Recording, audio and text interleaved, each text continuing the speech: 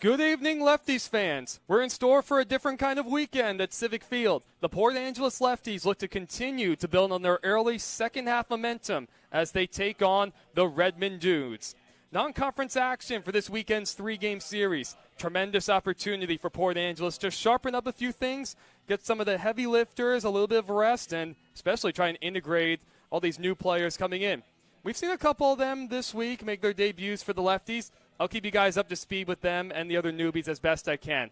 I'm Evan Schmeiser, ladies and gentlemen. As always, it is a privilege, especially after some recent events, truly a privilege to be bringing you all the Lefties action from Civic Field. We'll be starting just a few minutes later tonight. Taj Arona will draw the start for the Port Angeles Lefties. He normally pitches for the Dudes, but again, non-conference action, you can afford to have a little bit of flexibility as far as a lot of this stuff is concerned. Good opportunity for the Lefties just to get some of their regular pitchers some rest, a few key guys out of the lineup tonight. Again, just to get a little bit of extra rest. One of these regulars will be coming to join us just a little bit later on. I'll keep that a secret for right now. It'll be the sixth game that Taj Arona is pitching this season. Fourth start, 23 in the third innings for him, pitching for the Dudes. 16 strikeouts, 9 walks, 41 strikeouts. Cedric Gather takes the first pitch on the outside corner for a strike. We're underway, everybody. 6:40 Pacific Standard Time, 61 degrees. Curveball, that one's down the right field line. That's going to slice, just foul. So the count moves to 0-2 on Gather. As he jogs his way back to the batter's box. Take a look at the rest of the Dudes lineup. Nainoa Nall will bat second. Jake Smith, the designated hitter, will be the third man. Nick Prater will hit in the cleanup spot. Rucker Youch will be hitting fifth. Angus Gilligan's the sixth man. Declan Brown, the catcher, bats seventh. Nicky Banez will be in eighth in the order. Hagen Bowen will round out the lineup for the Redmond Dudes. On good timing. Here's the 0-2 from Arona. Way outside, 1-2 the count. We'll expect to see a couple Lefties regulars coming out of the bullpen. It'll likely be Acker as well as Brock Mayer. Expected to go a little extra heavy lifting as far as bullpen action is concerned, as that one's fouled into the screen, 1-2 the count.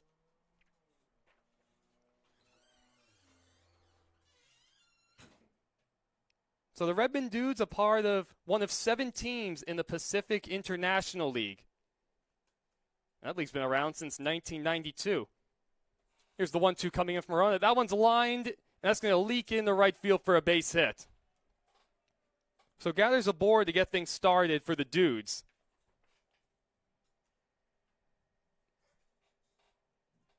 That'll bring up Nainoa Nall.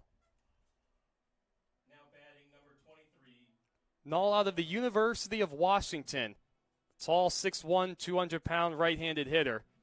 Originally from Seattle. 8 for 19 on the season for him. A couple doubles, no RBIs.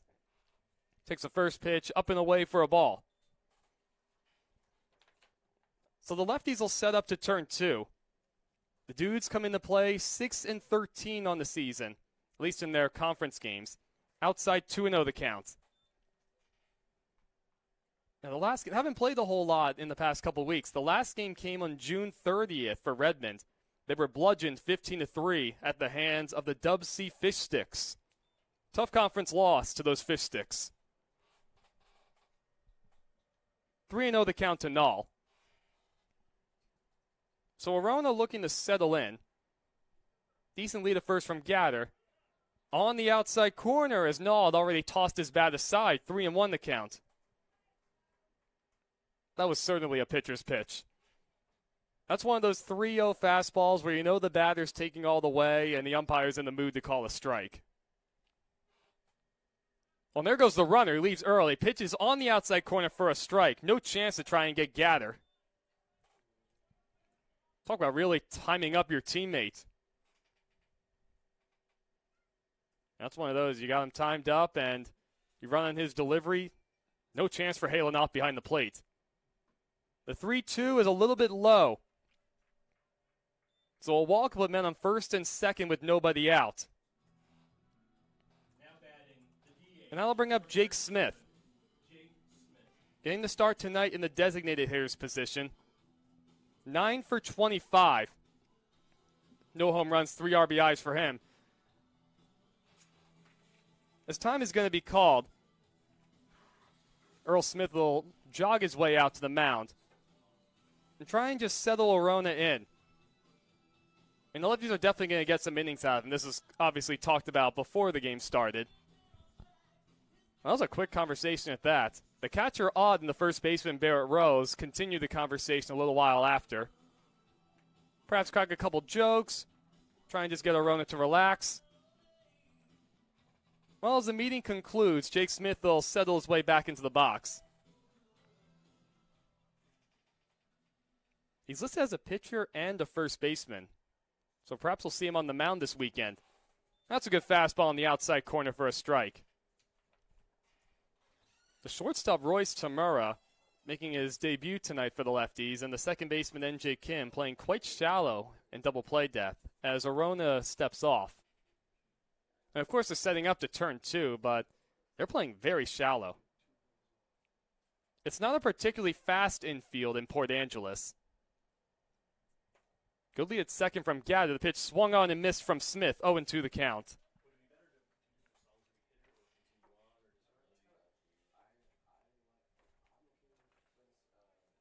And we do have one guy in the Lefties lineup, mention him a little bit later, making his debut tonight. Another guy was able to meet just before the ball game. High 1-2 the count. That time a slide step from Arona.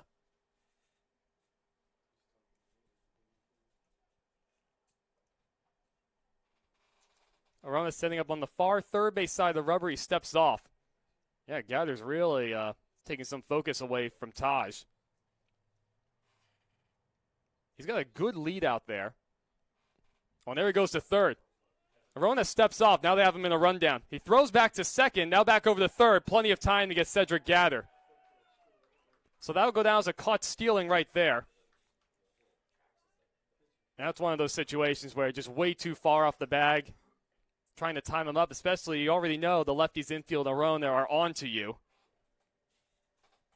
Major break for Port Angeles. As a base runner, you don't want to make an out right there. So now 1 out, 1-2 the count with Nall at first, as that one's fouled at the plate. No, maybe not. He did swing through that. So Smith goes down on strikes. It popped out of the glove of Halen. No need to apply a tag with first base occupied. Well, we're going to get a meeting on the mound. I have a feeling Halen was crossed up. Yeah, with the hands on the hips. That's the kind of pose right there where you get crossed up as a catcher. And, of course, you're not going to be too happy about that one. Well, I guess they shared a little bit of a laugh right there. I saw a chuckle from Taj Arona. So that's why Halen dropped the ball. He got crossed up. So they'll bring up Nick Prater. All of a sudden, it looked like things were going to be trouble. As the first pitch is on the outside corner. Well, maybe not quite the corner. That's a couple times now we've seen that outside strike several inches off the plate get called on a righty. Check on the runner, and Nall goes back in standing up. So perhaps pitchers keep an eye on that. That spot could be open throughout the night. Aggressive lead from Nall. A big swing and a miss. 0-2 the count to Prater. Nick Prater, a rising senior at the University of Puget Sound. Went 6 for 30 in 5 starts last spring. He goes out down on 3 pitches. So a couple punch-outs in the inning for Taj Arona. Able to work around a couple leadoff base runners. The pickoff certainly helped. So the Dudes go down quietly in their half of the first. The Lefties will come right back up for their first set of swings.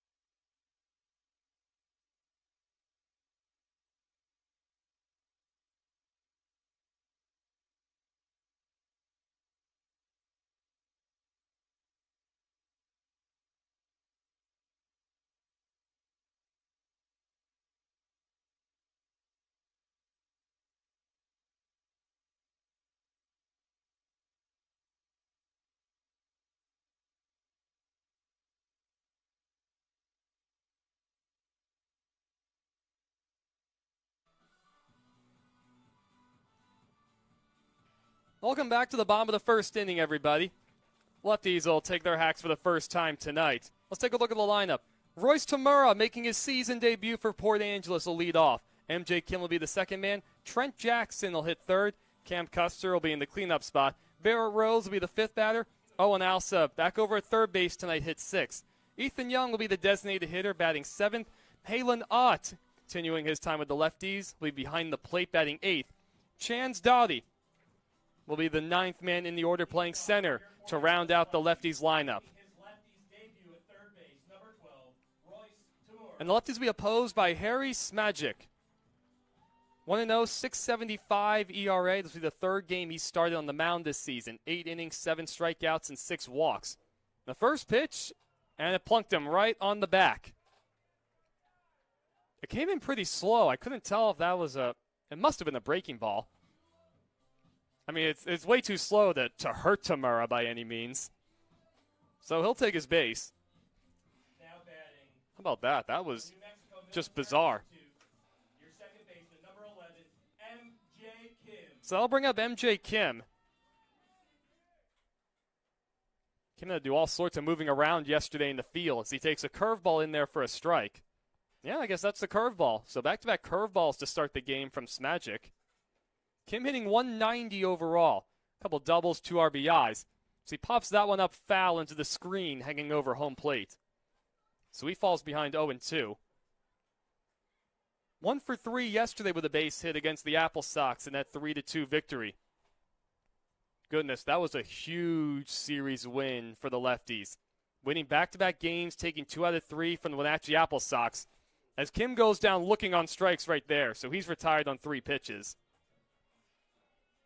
That one looked to catch the corner, too. That wasn't one of those borderline, couple inches off the plate kind of strikes that we saw in the first.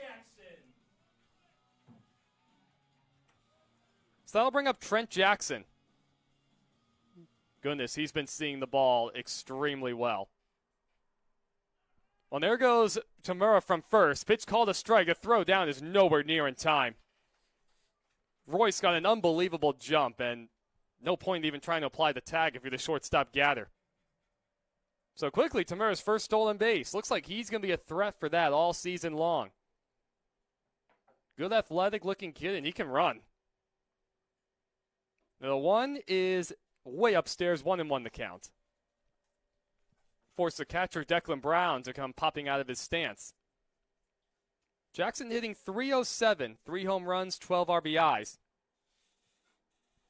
So that one's foul-tipped at home plate off of the shin guard of the umpire.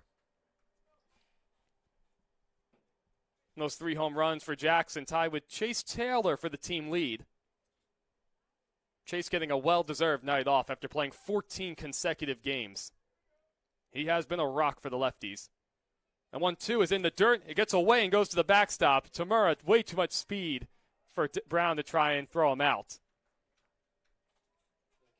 So that goes down as a wild pitch.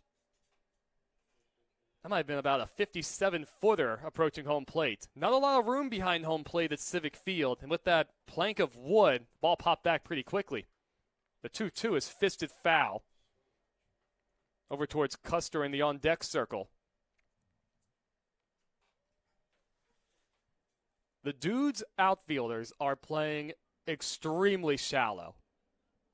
They clearly don't have the book on Jackson. They are about, well, the right fielder, Rucker Youch, is sort of playing normal depth. But right now, the flags are still going pretty good out to left field. We've seen that a few times throughout the year. The high bouncer out to second. Angus Gilligan up with it. He'll softly toss over the first. Tamura crosses the plate. RBI on the ground out for Trent Jackson. 1-0 Lefties. Good productive at bat right there. This could become a very normal thing, putting Tamura in that leadoff spot. I mean, just the base running alone created that run. And that'll bring up Cam Custer. He'll bat with 2 outs and nobody on. Takes a first pitch fastball a mile upstairs.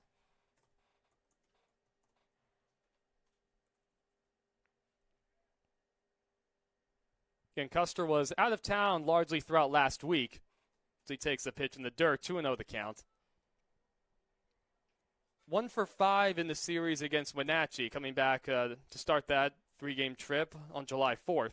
288 overall, a home run, and 10 RBIs.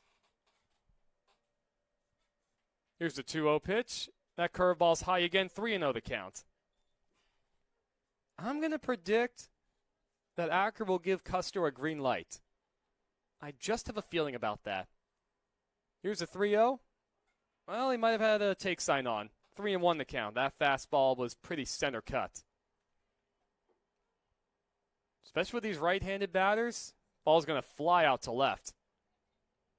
The 3-1 is hit hard but foul down the third base line. Even just watching batting practice early this afternoon, it didn't take much to get a ball up in the air to left and have it carry out.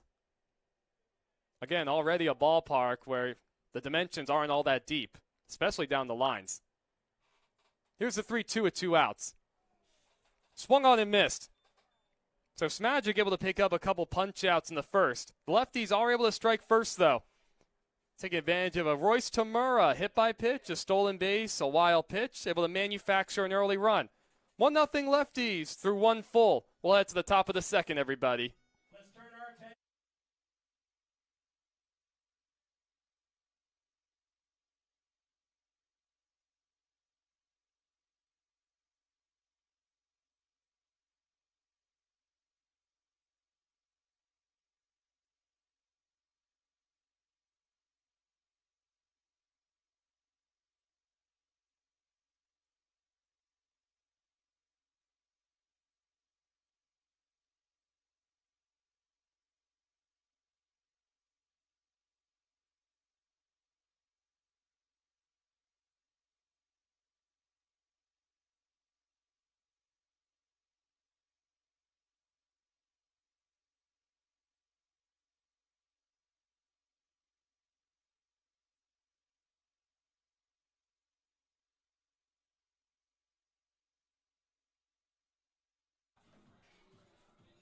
Well, we head to the top of the second inning, ladies and gentlemen. 1-0 Lefties early. It'll be 5, 6, 7 coming up for Redmond. Rucker Yauch, Angus Gilligan, and Declan Brown will be the hitters. Taj Arona will get back to work. So just going back a little bit to the previous series against the Apple Sox, the Lefties were able to deal what truly is a crushing defeat at the hands of the Apple Sox. So last night, Wenatchee and the Bellingham Bells came into play tied at 19-7 with 1 game left in their first half schedule. First pitch misses way outside, 1-0 the count. Looked like Arona ended up slipping right there too. Yauch hitting .258 this season. No home runs, 1 RBI. The high bouncer out to second. MJ Kim is up with it. And he's able to throw out Yauch by half a step, hustling the whole way up the line. So 4-3 on that put out. Now they'll bring up Angus Gilligan. As he settles his way into the box, we'll take a look at the Lefties defensively. It's Owen Alsup at third, Royce Tamura making his debut at shortstop. MJ Kim, the second baseman, Barrett Rose at first, Halo Nutt is behind the plate. Cam Custer is in left field. Chance Dowdy's the center fielder. Trent Jackson in right. And, of course, Taj Arona on the mound working his second inning. So that first pitch misses outside. Got a non-conference play going on. Lefties needed an arm, so the dudes were able to help the lefties out and give them Taj Arona to pitch tonight. He's behind 2-0. Oh, it can work out pretty well. A couple guys who need to get some innings out of them. And you have another team where you need to get some guys some extra rest. And it works out. That 2-1's on the outside corner. Or the 2-0's on the outside corner, so 2-1. So anyway, the Apple Sox and Bells came in yesterday tied. And whoever finishes the first half schedule as the leading team in each of the Northern and the Southern divisions, they automatically qualify for the West Coast League playoffs. Same thing goes, the team with the best record for their second half schedule automatically advances to the postseason. 3-2 the count as that misses low. All the Apple Sox needed yesterday was either a win or a Bellingham Bells loss. Well, of course, the Lefties were able to hang on, win 3-2. And that's on the outside corner for a called strike 3. Third punch out early for Arona, 2 away in the second. It'll bring up the catcher, Declan Brown. So the Bells were trailing 5-2 against the Kamloops Northpaws. And going into the seventh at that, the Bells were able to fight back and tie the game, eventually went on to win 7-5. That pitch misses about a couple feet outside, 1-0. And so, of course, with the Bells able to prevail in that matchup, knock the Apple Sox right out of that guaranteed postseason spot. Outside again, 2-0 the count. And so the series against the Apple Sox for the Lefties, that was the first 3 games of their second half schedule. So now Port Angeles is 2-1. Outside again, 3-0. Arona's missed in this virtually the same spot 3 times in a row. I would think Brown will take a strike. Arona working out the stretch. Outside again, that's a 4-pitch walk.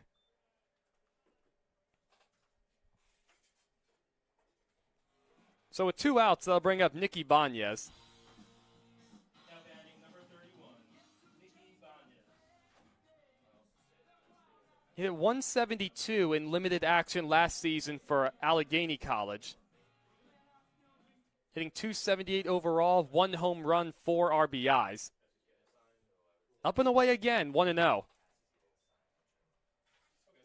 So that's 5 straight misses for Taj Arona, all up and away to the right-handed batters. See if we can try and locate that. Now up and away again, 2-0.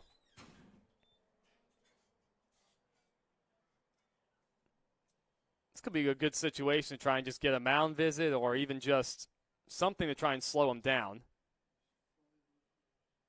Slide step, up and away again, 3-0. Well, I'd be willing to bet a whole heck of a lot of money that Nicky Banez will take all the way. 7 straight misses, all in the same spot. 2 outs, a man on first, 1-0 Lefties in the top of the second. Yep, up and away again. So back-to-back 4-pitch walks with 2 outs to put 2 men aboard. Now batting number 6, Hagen Bowen. And they'll bring up the 9-man Hagen Bowen.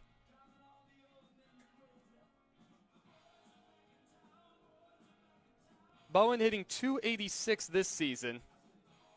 1 triple and 2 RBIs. He went 1 for 2 in that last game against the Fish Sticks on the 30th.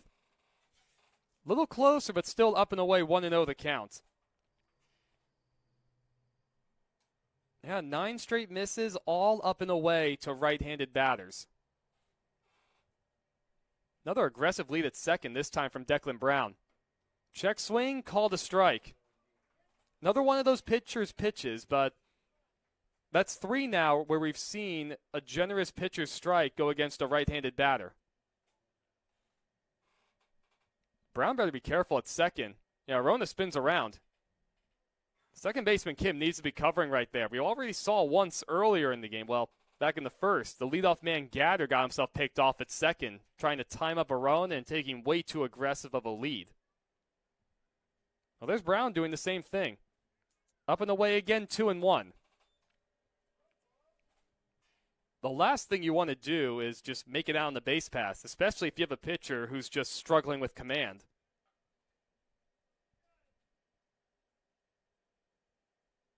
Yeah, even more dancing now from Brown. A couple looks from Arona. A slide step. That one's right down the chute, swung on and missed by Bowen. That's one of those get-me-over batting practice fastballs. The right fielder Jackson playing way over towards the line. Dowdy in center shaded a little towards left center, so a lot of room in the alleyway. As that one sprayed foul and out of play to the right side.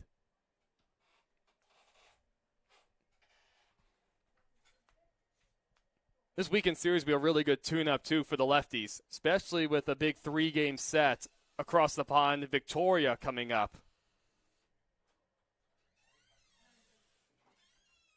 Here's the 2-2 with 2 outs. That one's lined down the right field line. Jackson's over. He's going to have to play on a hop, though. It's a fair ball. Brown's going to be waved around third. He'll come in to score. The throw comes in towards first base. Banya's also able to get to third, so an RBI single for the ninth man, Hagen Bowen, ties the game at 1. Well, it's a good piece of hitting. Especially, again, a pitcher who's just not able to locate, just trying to get it over, and you take advantage of that as a hitter. So they'll bring up Gatter. Back to the top of the order we go. He singled through the hole on the right side to get things started. The second baseman, Kim, still playing really shallow. That one's in the dirt. Good play by Ott. The runner, Bowen, goes to second. He'll be able to make it in there without a throw. So a wild pitch. So now we've seen a wild pitch from each starter. It puts men on second and third now with 2 outs. All 3 lefties outfielders playing pretty shallow. Gatter is not a big guy by any means, as that's high 2-0.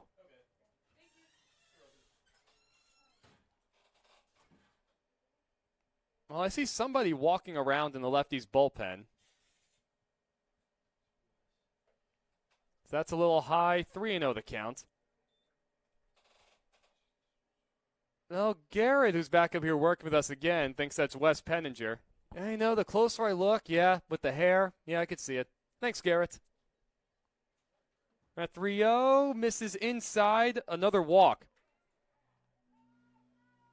The third free pass of the inning for Taj Arona. It'll load the bases now with 2 outs.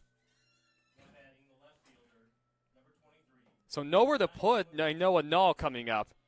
He walked his only appearance back in the first, so 4 walks now issued by Arona. Still working out the stretch. That's on the outside corner for a strike. Null might have been taking all the way right there. Based on his reaction, I think that's one of those where he got the take sign from the coach, and he wishes he could have swung. Check swing, that one's low.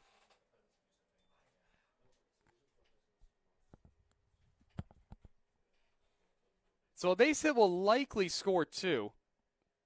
The outfield is playing a little deeper now with the second man up.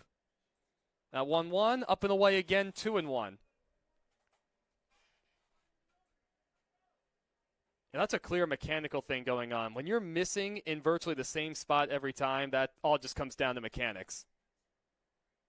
Now 2-1, a little high. So 3-1 the count. Dangerous situation now for the lefties. Nowhere to put Null. And you got a pitcher now who's just trying to get it over. At 3-1, wow. I don't know where that missed. Apparently high.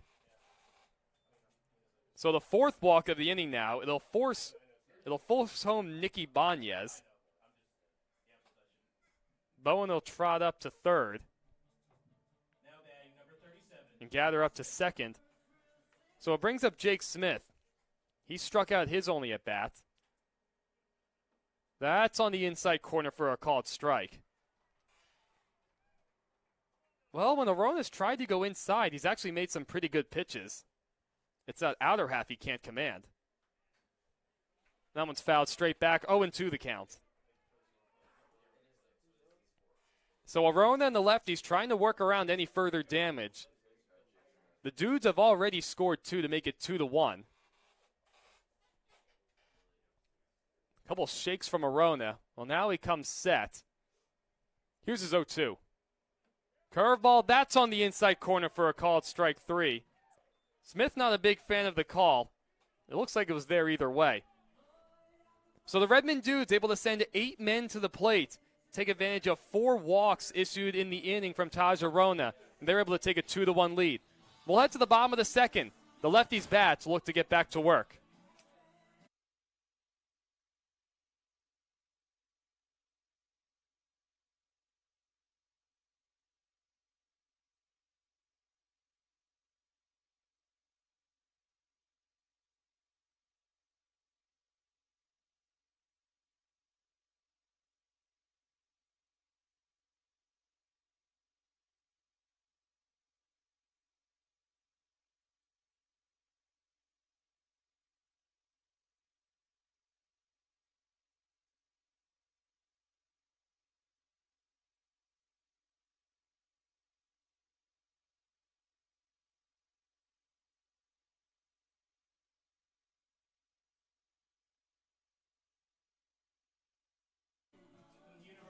It'll be Barrett Rose, Owen Alsop, and Ethan Young coming up for the Lefties. 5, 6, 7.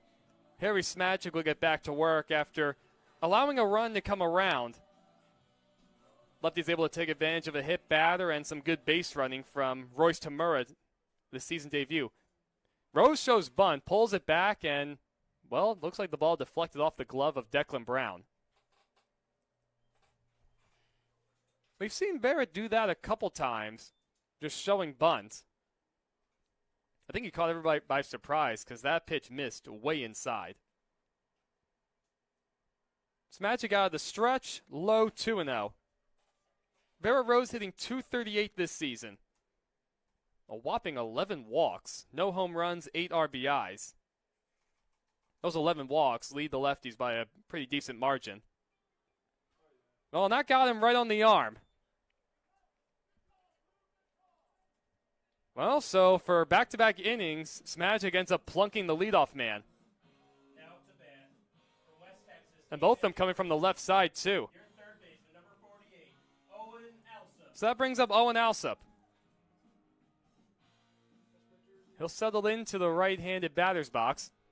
Well, he's wearing number 48 tonight. That's Garrett's jersey, as he just announced all of us. First pitch is taken at the knees for a strike, popping out of the glove of Brown. Owen hitting .232 this season. He's cooled off as of late. And there goes Rose. The pitch is taken for a strike, and Brown is not able to make the transfer to his arm. So second stolen base of the game for the Lefties. That's the third of the year for Rose. Smagic just wasn't paying any attention to him whatsoever. So a man on second now with nobody out. And Rose skies that one into right. Youch started in. Now he goes back. He settles under it. Rose will tag. Here's a throw coming in on one hop. Ooh, Rose went in standing up. He's safe. Took a bit of a chance right there. Yeah, now Acker's talking to Barrett Rose right there. Just based on the body language, you can tell Barrett's like, yeah, you're right, I should have slid. My bad. Acker's like, yeah, you should have slid. Well, a productive at bat from Owen Alsop, and it'll bring up Ethan Young. The dudes will play the infield back. They'll concede a run. Young way out in front of a fastball. He comes up empty. The flags continue to swirl, actually picking up even more now. You can even see the trees and the leaves going with the wind. That one's in the air out to right. It's pretty well hit. Youch going back. He has room. Now he comes sprinting in. Rose will tag. Here's the throw coming into the plate. On a couple hops, it's going to be late. Rose comes in standing up once again. Well, a couple of good at-bats now from Lefties hitters, able to manufacture a run. Sacrifice fly for Ethan Young has tied the game at 2.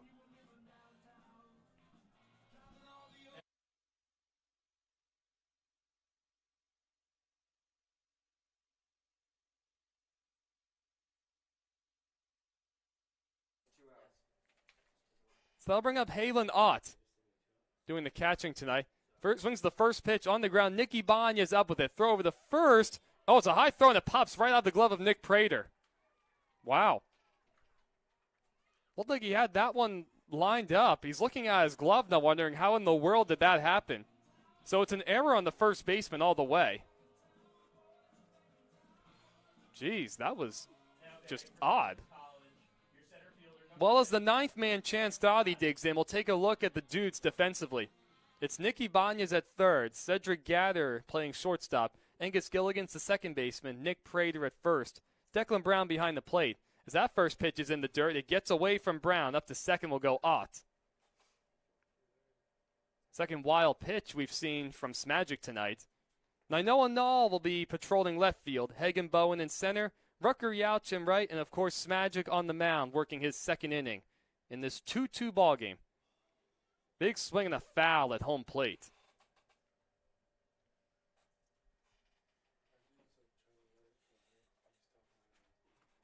So an RBI opportunity now for Chance.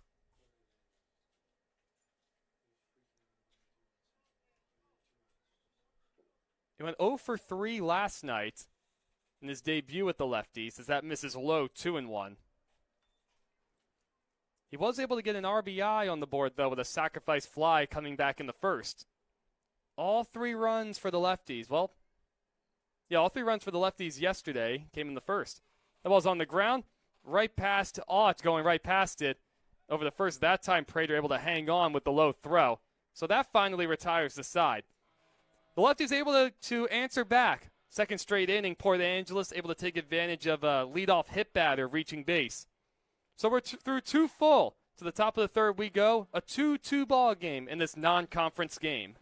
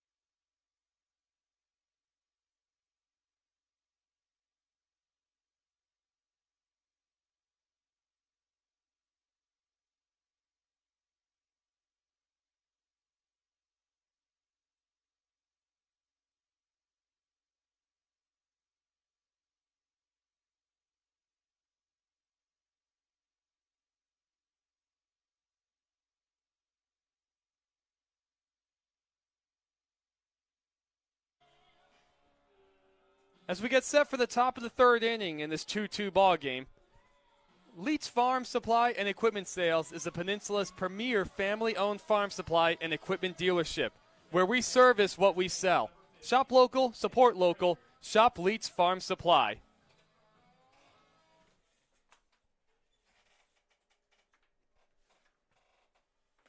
First pitch taken at the knees for a called strike to Nick Prater, 0-1 the count.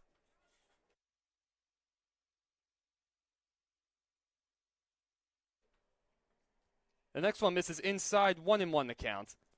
So Taj Arona now trying to find his groove in this ball game after walking 4 an inning ago, walking 5 total. As that one skied out to right field, it's well hit. Jackson goes back. He has room and he's able to put it away, 1 down. So with 1 out, it'll bring up Rutger Youch. Grounded out to second, his only at bat. Once again, everybody, unique opportunity. This time the Lefties catcher Chase Taylor is joining us in the booth, getting a much-deserved day off. Chase, it's great to have you. Yeah, it's nice to be up here. All right, now Chase, how are you hanging in there, my friend, as the first pitch misses inside? You've played each of the last 14 games, and if I saw it correctly, you had a string of catching 10 games in a row during that stretch. Like, how are the legs doing? How's the body holding up? It was a tough 10 games for sure, but, I mean, it was fun to be out there with the guys, and, I mean, we were put in a tough spot with the other catcher getting hurt, so I had to step up and kind of take over that, but legs are doing better, you know. They've seen better days, but they're not too bad right now. 2-1 the count to Rutger Youch. 1 out in the third. 2-2 is our score. Now, Chase, of course I have to start with this. We understand how good Jack O'Brien was last night. The counting numbers speak for themselves. 7 2/3, 5 hits, 2 of them coming on bunts. That one's in the air, down the first base line, caught by Barrett Rose on the soft pop-up, 2 away. The solo home run was the only real damage that he allowed. How good was he, though, just coming from the catcher's perspective? Jack was doing real well yesterday, so his strongest suit was that his fastball was painted. It seemed like every time he threw it, he was on the outside corner, inside corner, wherever he wanted it to be. And then if ever they were on that fastball, he was able to go right to that changeup and get him off balance again. So he was very strong through 7 2/3. Yeah, there really weren't a lot of good swings last night. No. 0-1 the count to Angus Gilligan, 2 outs and nobody on. Yeah, he was really easy to catch. I mean, it was very easy to call pitches. It was a real easy game for him yesterday. 1-1 the count. Yeah, at least looking at point streak, he only threw 79 pitches and 63 of them were strikes. I mean, man, I guess especially all the games that you've caught, you appreciate not having many dirt balls on them. Oh, wow. Yeah, good play by Owen Alsop. Pirouette throw on the forehand in time. Barrett Rose at first, emphatically tosses the ball up in the air back to the mound. Boy, talk about a Wem gem from Mr. Owen Alsop. Yeah, that was impressive. So 1, 2, 3 go the Redmond Dudes in their half of the third. 2-2 is our ball game. We're going to have Chase Taylor around for a little while, everybody, so we're going to have plenty to talk about when we return.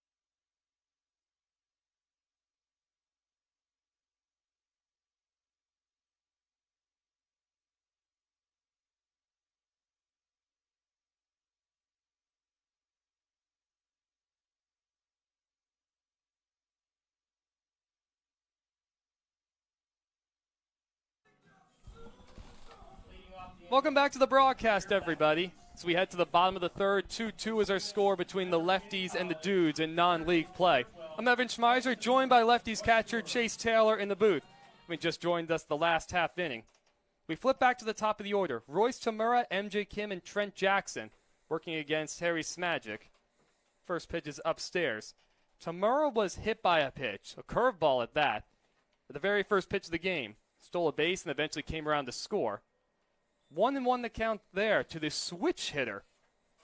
Saw him batting from both sides, at least in batting practice.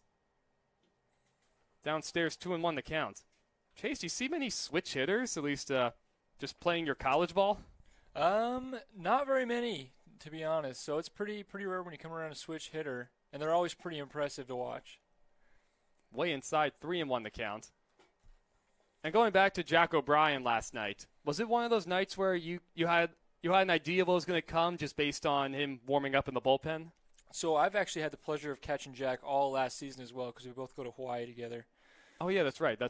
So I know a lot of his pitches, but yesterday was something special. He seemed like everything was on for him. Now batting from New Mexico Military Institute. Ball forward to Tamura, so he's on base for the second time tonight. They'll bring up MJ Kim, who struck out looking his only at bat. So would you fair to say that's probably the best you've ever seen him?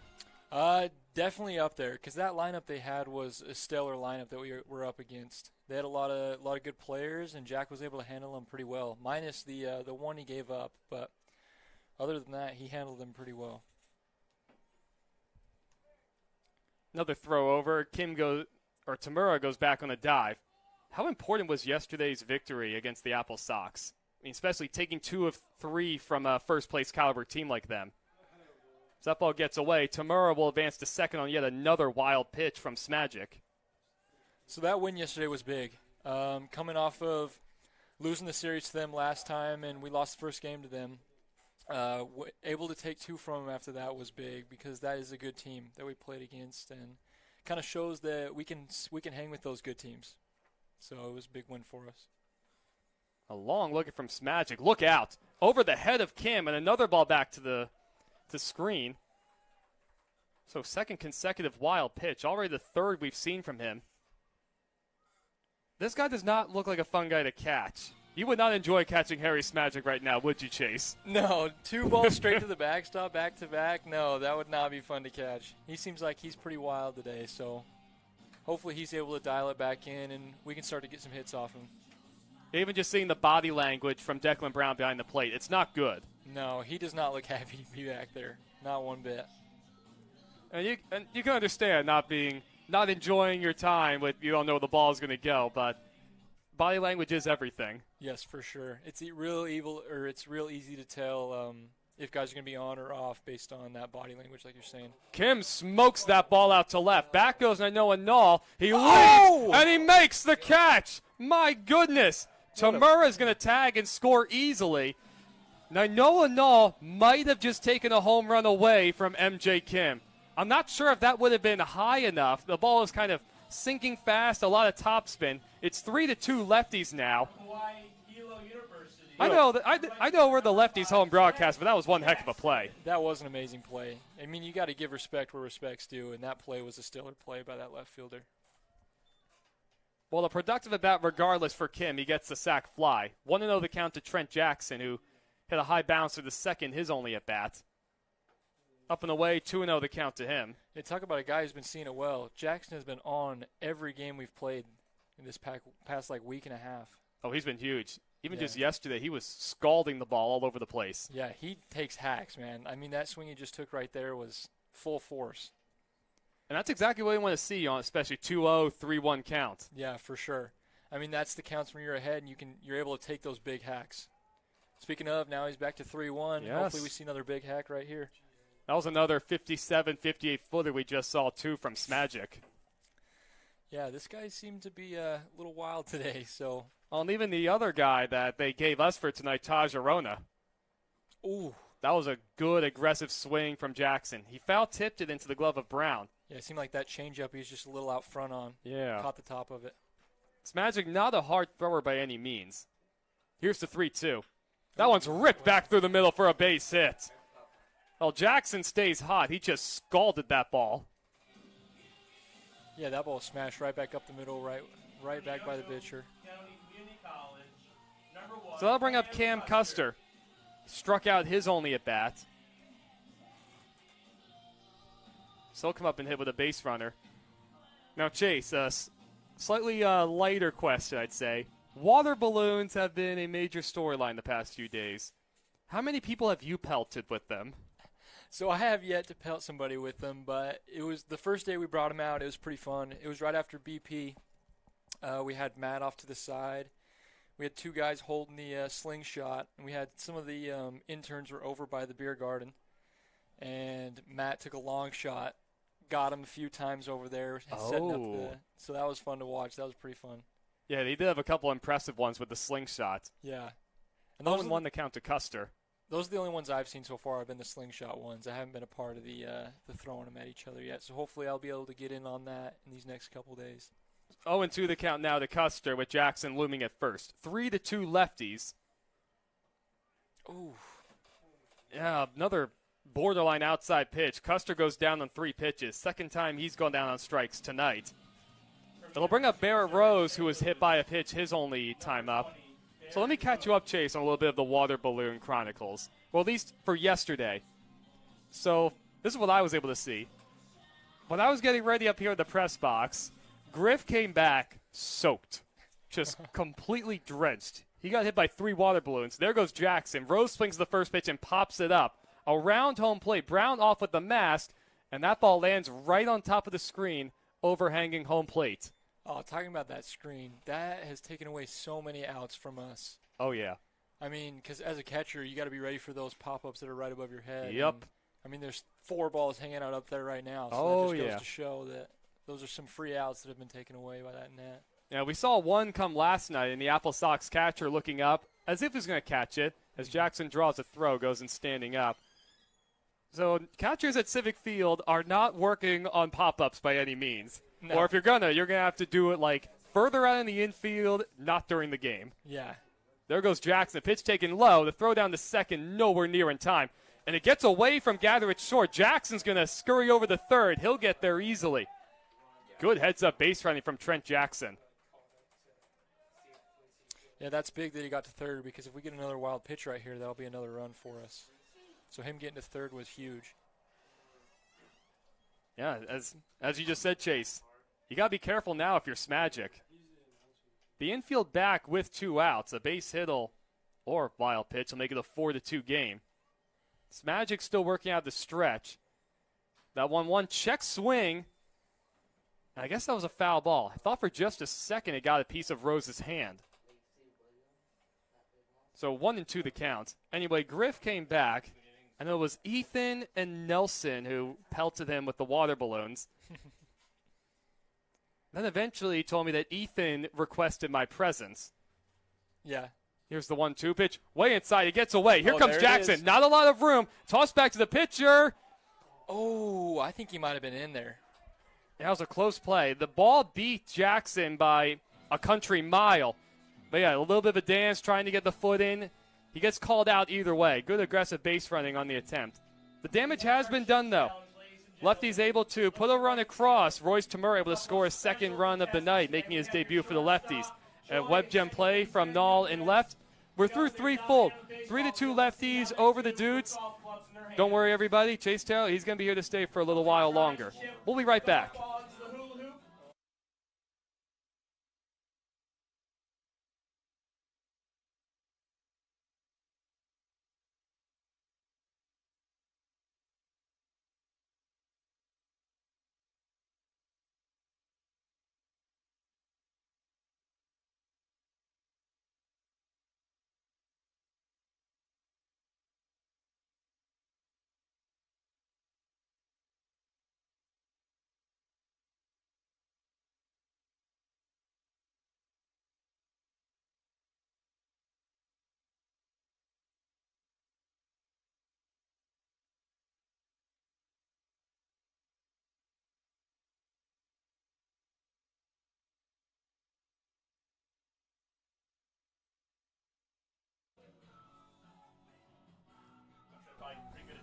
We're going to come back just a little bit early for the top of the 4th. Evan Schmeiser joined by Lefties catcher Chase Taylor. Back to the water balloon stuff. So anyway, here's how I got. So Griff told me, he came back to the press box, told me that Ethan needed me to come see him. And at first I go, okay, what did I do to upset Ethan? And I take about 10 seconds to think about it, and I go, absolutely nothing. I know what this is about. First pitch to Declan Brown, taken outside.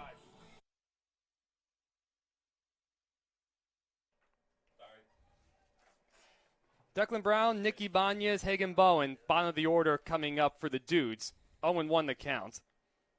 Brown walked his last time up. Outside, 1-1 the count. Now batting the catcher, number 32, Declan Brown. Let's see, where was I? Oh, yeah, so I know what's going to happen. So I walk down there. I'm thinking to myself, okay, do I try and avoid Ethan? Do I just try and sprint onto the field? Because I'm going on the field for batting practice. Mm-hmm. And it's just it's something I need to do, and it's fun. It's a good way to relax, be around the guys. That 1-2 pitch is fouled away. So Brown able to stay alive. And I go, I'm just going to accept my fate. Because, no, Ethan's a Jersey boy, just like me. And us Yankees, we mean business. If we have somebody in our sights, we're gonna make it happen. So there's no sense in trying to run from Ethan and his water balloon wrath. So I go, okay, I'm going to walk onto the field. I see Ethan right away. And I go, okay, Ethan, I know what's coming. Just so you know, you did not fool me by any means, but take your best shot. And he nailed me right in the chest. He didn't throw it too hard, though, which I appreciated. But, of course, it splattered. Mm-hmm. Upstairs, 2-2 the count.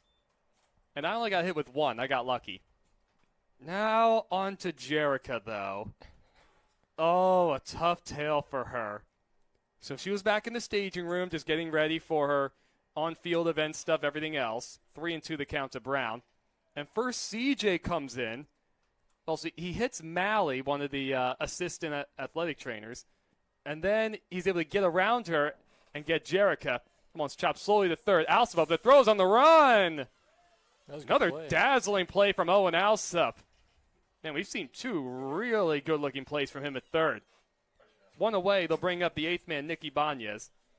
So CJ's able to get Jerica with a couple. Then Jerica gets mad. She's not going to take it lying down. So she ends up chasing CJ right out of the room. And then she's ambushed immediately. I know Tito was in on it. She couldn't remember the other guys, and neither could CJ. Apparently this was not a planned effort as far as just all 3 of those guys converging. And then as that ambush ended after about 4 or 5 water balloons, Nelson comes in from behind and just pelts her with 3 more. That's awesome. I mean, you love to see the pranks being played between the interns and the players. Yes, it's a very healthy dynamic to pelt everybody with water balloons. I mean that quite seriously amidst all my sarcasm, Chase. So it's kind of funny. Matt actually brought us all to the side before all this water balloon shenanigans started, and he's like, was telling us that usually he's on the intern side because he's usually not the head coach. He's not a part of that. But right. With him being the coach for this year, he wanted us to strike first. So he set us up with all the water balloons and told us to have at it. So if anyone to blame, it's Matt. Yes. Well, Matt is cutting my checks, so I can't say too much.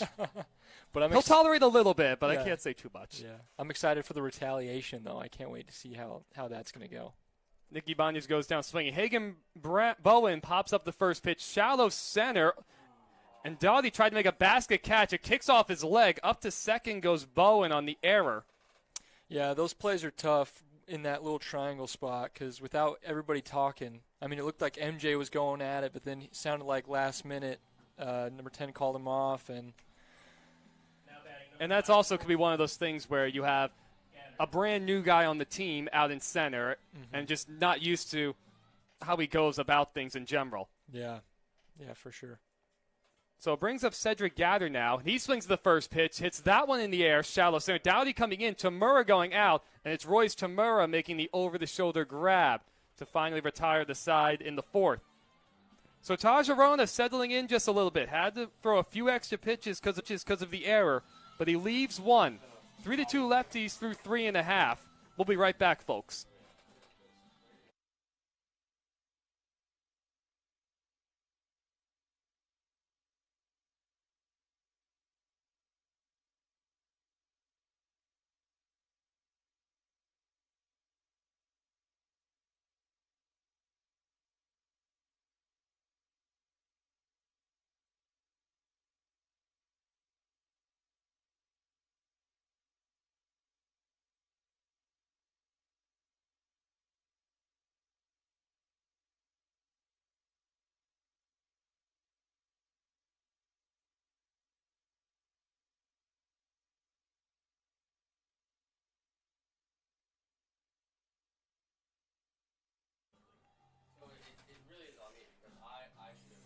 Well, we get set for the bottom of the 4th inning, ladies and gentlemen. Harry Smagic will get back to work for the Dudes. 3-2 Lefties our score.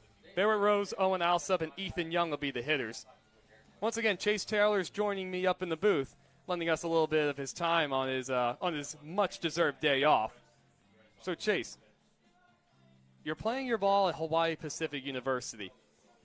First of all, what's it like living and just playing out there?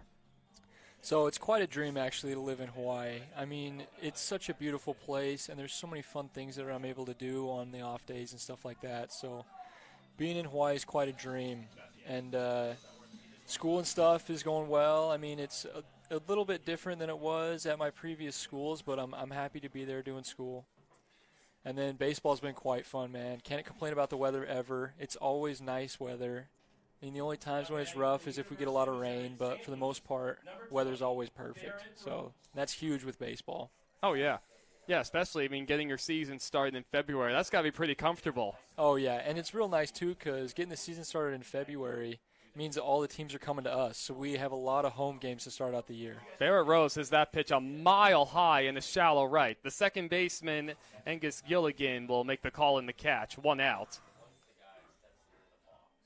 I have not been to Hawaii yet. I obviously want to go there and definitely Alaska at some point. Yeah.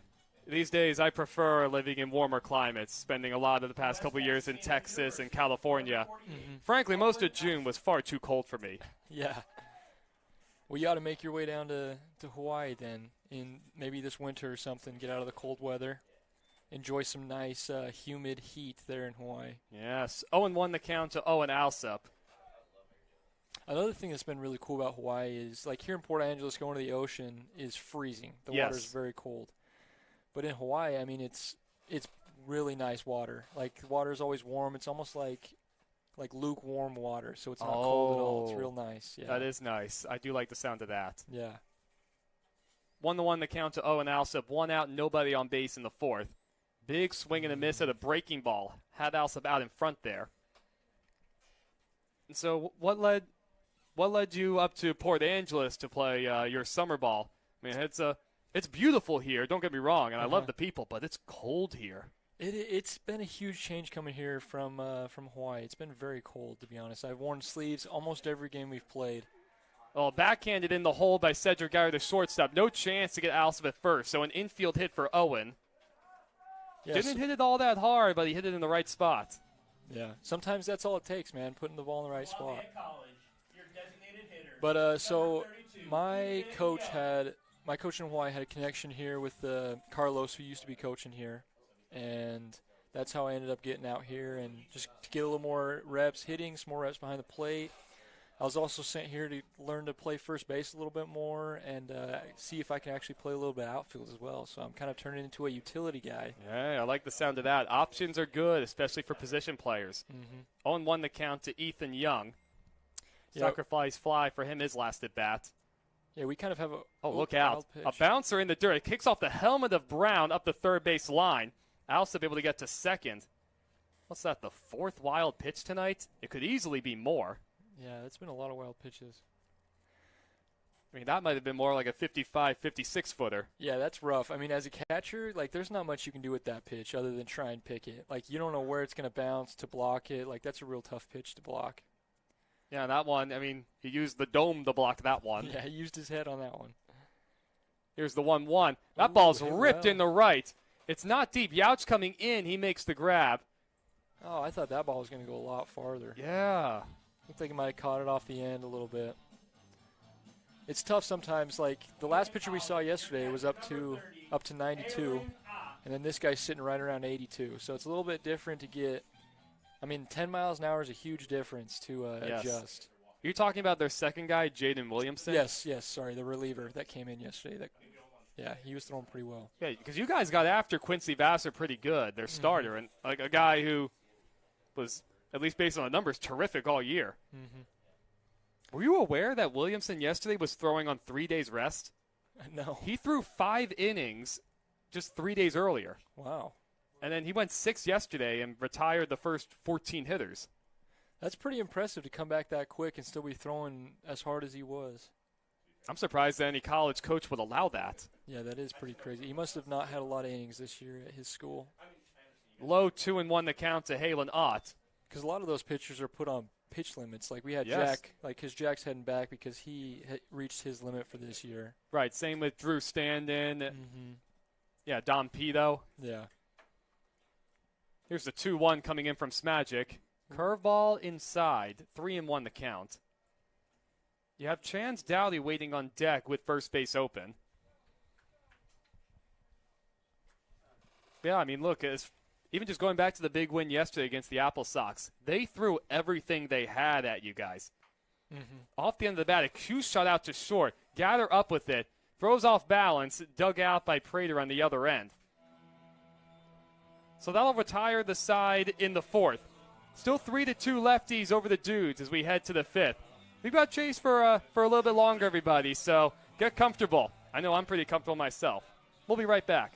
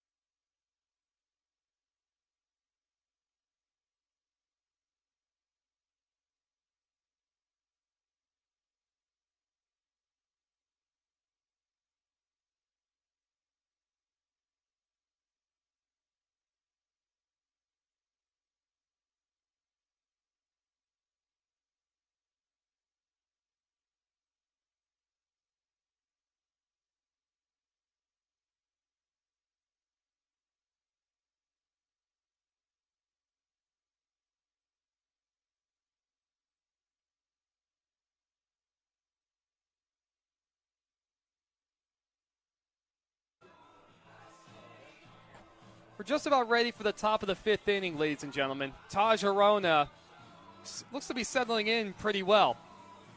Back-to-back 1, 2, 3 innings for him in the 3rd and 4th after struggling with command early. He'll face Noah Null, Jake Smith, and Nick Prater to get things started. Once again, Chase Taylor joining me in the booth, everybody. He's been with us the past couple innings. And just going back to that game yesterday, so Jaden Williamson, their reliever, still throwing 92, coming off a 3 days rest. And again, a game coming in the last night. If the Apple Sox were able to win, they would have clinched the first half title for the West Coast League Northern Division. And all they needed was a win. You guys ended up taking them down. All sorts of pinch hitters, a guy going on short rest. I mean, did it feel a little different, like much more of a playoff game out there? So starting out the game, it didn't feel too much like a playoff game, but as we got into it, we saw some guys getting pinch hit opportunities for the other team, and that other reliever coming in. I mean, it started to feel like a real good game for us, and I'm glad we were able to have that strong first inning because that kind of carried us through the rest of the game. In the dirt, 1-2 the count. And especially, hey, you guys were able to play spoilers with the Bells able to beat the North Paws a little later on to steal the first half title from Wenatchee. Yeah, that was a great feeling to hear about that after the game, that we took that title from them. I mean, it would have been nice if we would have been able to win that title, but it's a good start. So starting off this second half with a series win is huge for us. I mean, hopefully we carry that into the next few series and absolutely are able to take this half. I mean, hey, being able to go against a first-place Apple Sox team like that, I mean, that's got to make the guys feel really good, especially with next week going up to Victoria. Mm-hmm. Yeah, that'll be good for us to roll that over to Victoria, and then with us getting some new faces too, it'll be fun, man. 1-0 the count now to Jake Smith. Make that 2-0 as that misses high. Yeah, the guys are kind of just strolling their way in, and it'll continue throughout the weekend to get more bodies in there and get more arms, especially in the bullpen.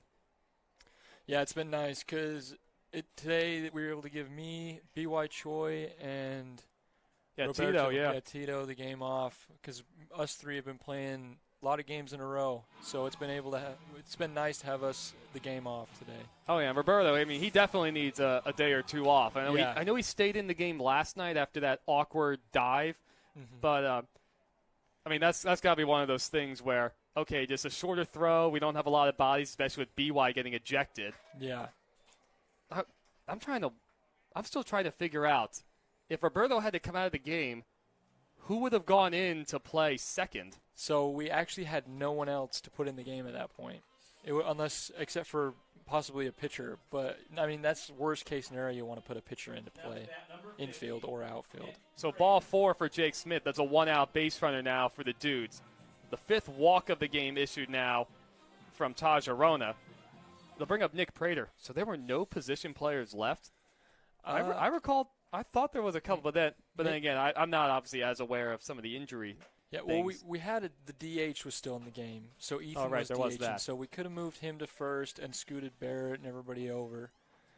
But that just would have burnt the DH. Oh, yeah. So the pitcher would have had to hit for himself, and had that got to that point, that would have been rough. Yeah, so that's one of those, especially at the end of such a big game last night. Okay, take the shorter throw. I guess it'll be good enough for just a couple more outs. Yeah, for sure. Because, again, with Choi getting ejected, arguing a strike 3 call in the 8th last night, 2-1 the count. So they put Owen in to play third and then slid MJ over to second initially and Roberto to short. So then end up just flip-flopping Roberto and Kim. Yeah, that was a smart move to give Tito that shorter throw in case he had to make the play. But thankfully, I mean, ball wasn't hit to him, and we were able to walk away with that game, put away. That 3-1 is ripped into left center field. Dowdy on the run. He's not going to get it. It'll split the gap and one hop the wall. Smith is already digging to third. He's going to be waved home. Here's the throw to the plate. He is out at the plate. What a play. What a throw. Tremendous relay coming from Dowdy into Royce Tamura making his debut. And Halen Ott able to apply the tag at home plate. Boy, that was fantastic. That's the first out at the plate that we've seen like that, at least for our home games. Yeah, that's been huge. I don't think we've had an out like that, even at the away games. So that was big, especially us only being up 1 run. So let's see, 8 to 6 to 2 on that put out. Prater remains at second with the double, 2 away now. And again, just like you said, Chase, Lefty's able to keep that 1-run lead. That was a really good relay. Yeah, that relay was big, especially with the ball all the way to the wall like that. I mean, sometimes those can get away from us, but we were able to get that in quick, and Halen was able to apply the tag nice and easy at home. Not even a chance of him being safe. Rutger Youts able to work ahead 1-0. And that one's in the air to center. Dowdy over towards right center just a few steps. He's able to make the catch. So even with the double from Nick Prater, some fantastic relay coming in and out at the plate, the lefty's able to maintain the 1-run lead. 3-2 Port Angeles through 4.5. I think we'll actually keep it here for right now, you guys. Just the game's going so quickly, just like it has the past couple nights. It's tough to get everything in. And so, Chase, I don't think I was quite able to get the full answer from this initially. Things started to happen. How did, growing up in Utah near Salt Lake City, how did it work out with you being able to get recruited and head out to Hawaii Pacific? So I've actually had a very unique recruiting story. So out of high school, I was recruited by a couple different schools, but my dream school was to go to BYU. And when I received that offer, I immediately committed and went up there. So I was there for the 2020 season and the 2021 season. But since the 2020 season was cut short, right, and a lot of those seniors were given their year back, I wasn't given as much of an opportunity as I would have liked to play over at BYU, and it didn't work out as well as I was hoping. So, and my experience there just wasn't what I was hoping it would be either. So I ended up making the transfer and going to junior college. So I went to Salt Lake Community College after that and was able to have probably the funnest year of baseball ever. I mean, my team at Slick was very strong. I think we went 40-9 or something like that. That'll do. Yeah, and we were 1 game off going to the College World Series. So wow. I mean, it was a real special year that year. And then after that, I was able to get a call from Dane, the head coach at Hawaii Pacific, and he asked if I would want to come play for them and sent me an offer. And I mean, it was a real easy choice to go say I could play in Hawaii and live there for the next couple of years and get an education for free. So I mean, that was huge. So depending on what happens as far as trying to go pro is concerned, you think you'd want to just live in Hawaii basically full time? That would be real awesome to live in Hawaii full time. I don't know if I could afford it though. I mean, Chance Dowdy takes on the outside corner, 0-1 the count. Dowdy then the top, Tamura and MJ Kim. Smadja getting back to work in his 5th inning. Yeah, so back to that. Hawaii is a beautiful place, and it's real fun to live there right now. But come these next few years, when I'm paying for my set, like when I'm off the scholarships and stuff, right, it'll be a new story for me whether I choose to stay there or not. Hawaii is expensive. I understand that. It's very expensive, yeah. But my girlfriend's still living there, and she's got a couple more years of school, so depending on how that's working out, I might stay there for a little while longer.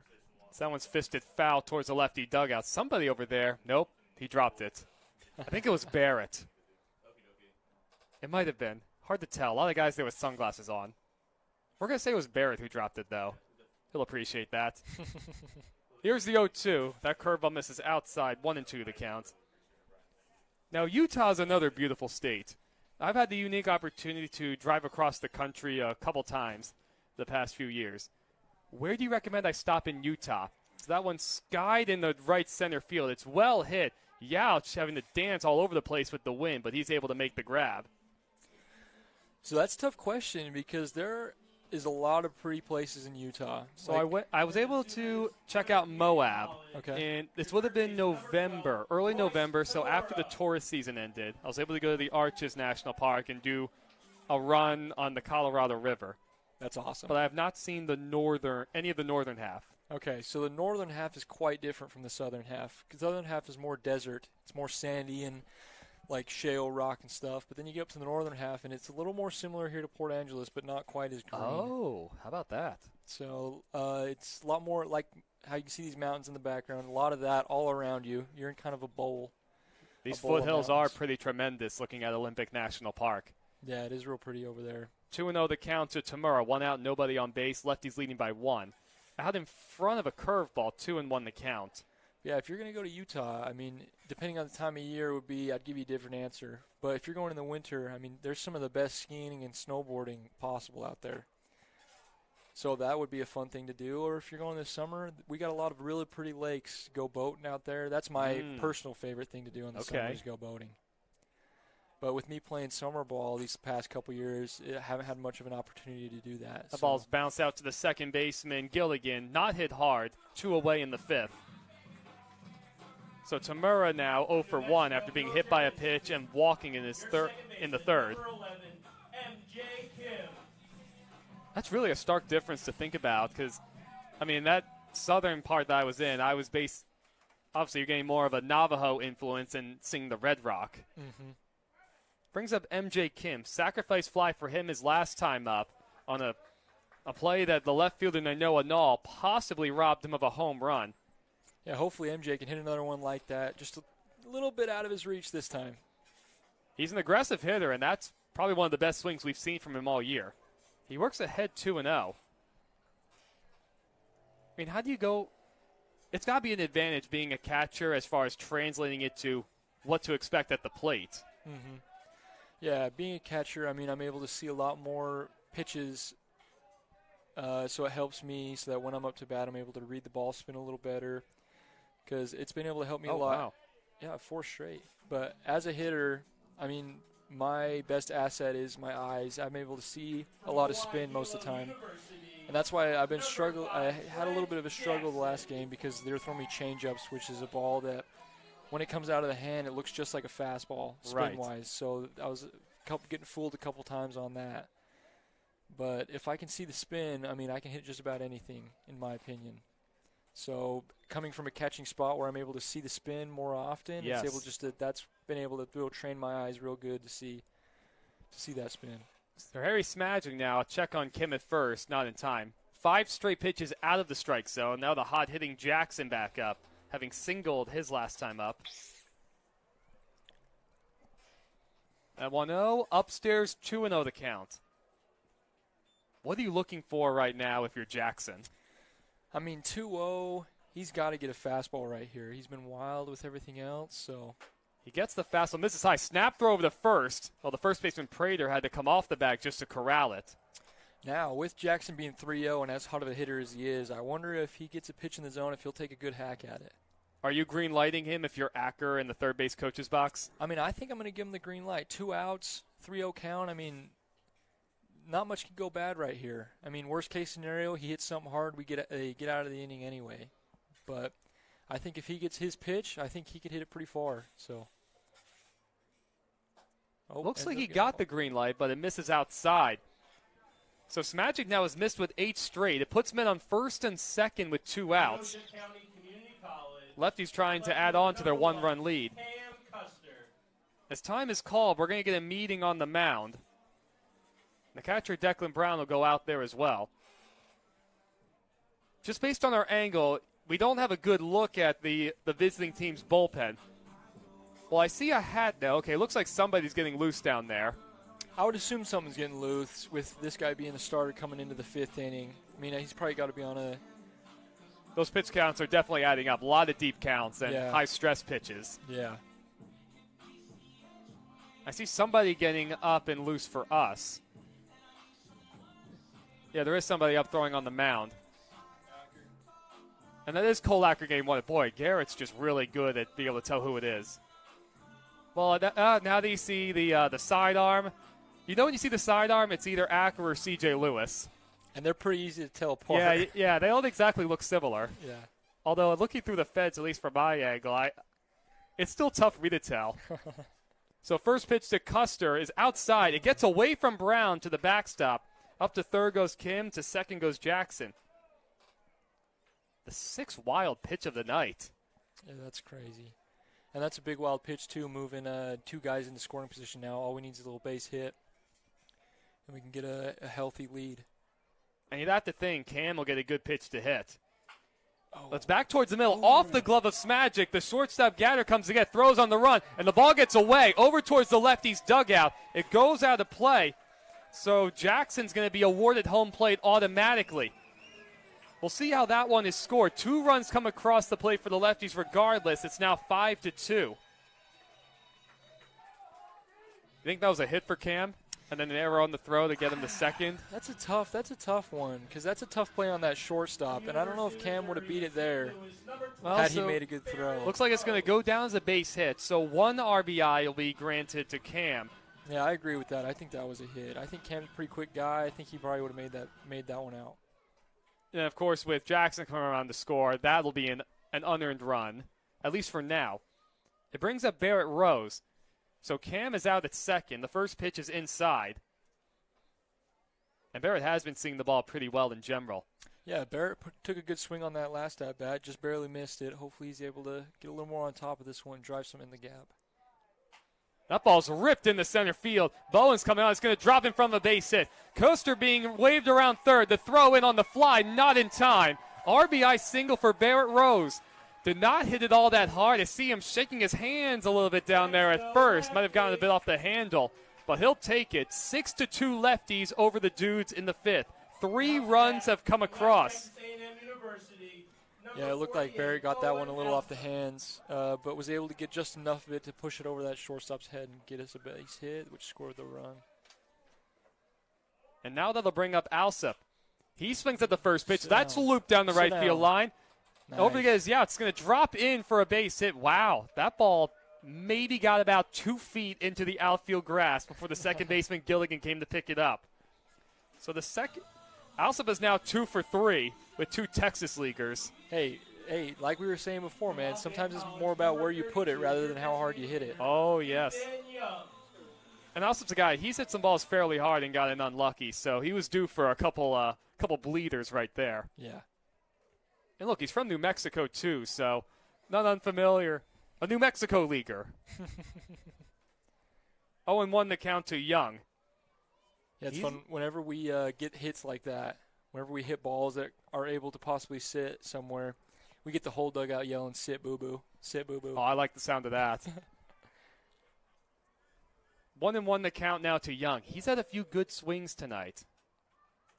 Yeah, Ethan's definitely been on the come up. He had a little rough go since I've been here, but his swing's been able to look a lot better lately. And, I mean, if he gets a pitch to hit right here, he might put it out of here. The flags are still really gusting out to left. Inside, that got a piece of Young. Looks like it grazed him on the forearm. So it'll load up the bases now with 2 outs for the lefties. And I would assume this whole season's, obviously it's a good learning experience for everybody, but especially for a guy like Ethan. Coming in, having raked through community college, then transferring to Lafayette. And good chance. I'll talk to him about this later, but I assume especially for a lot of the community guys, first time dealing with all the extra technology and guys having all these scouting reports on you. Yeah, that definitely makes for a lot harder time as a hitter. And plus, too, I mean, a lot of community college pitchers are not like the West Coast League pitchers. Oh, yeah, this is a top 5 summer league. Yeah, so we've seen some real good arms out here. Now, being today, with this being just a non-conference game, or with the Redmond Dudes, we're not seeing quite the caliber of pitching that we're used to, but 0-2 the count to Haviland. Oh, the 9th man to bat in the inning for the lefties, already pleading 3. So Smagic comes set. Here's his 0-2. About it softly fouled down the third base line. Rose kind of reached his arm out to see if he could snag that.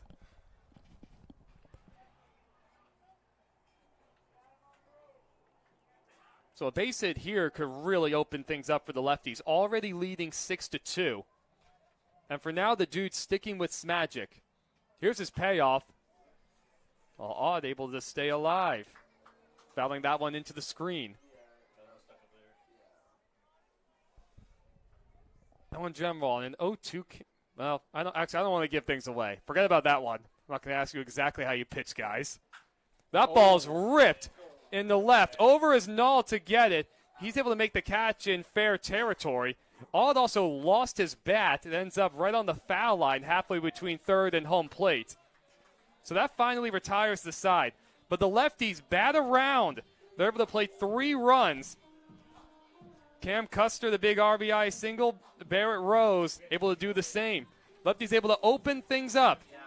6-2 is our score through 5, and Cole Acker will take over on the mound when we return.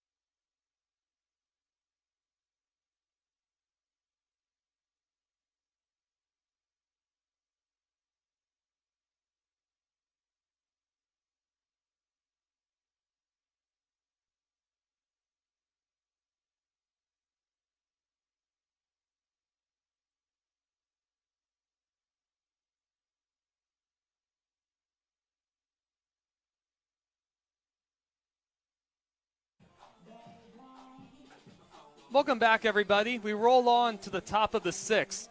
Cole Acker will take over on the mound in place of Taj Arona, who went the first 5.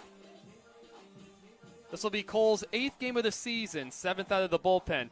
11 1/3 overall, 6 strikeouts, 6 walks. His last outing coming 5 days ago at the Nanaimo Night Owls. 4 innings for him, 4 earned runs allowed, coming on 8 hits, 1 walk. Number 10, Angus Gilligan. So Chase, for a guy like Cole, a young guy just having graduated from Port Angeles High School, a local hometown hero, what's the approach right here, especially leading by 4? So Cole's a good guy at throwing strikes. So he's able to throw a lot of strikes, and I think that's why they went to him right here with us having a 4-run lead. We just need a lot of strikes right now. 0-2 the count to Angus Gilligan, 6, 7, 8 coming up for the Dudes. And with Cole, he's got being a sidearm, his ball sinks a lot. So he's able to get a lot of guys swinging over the top of his ball or just clipping the top and putting ground balls in play. And that's just what we need right now is a lot of ground balls. Here's the 1-2 pitch coming from Acker out of the windup. Outside 2-2.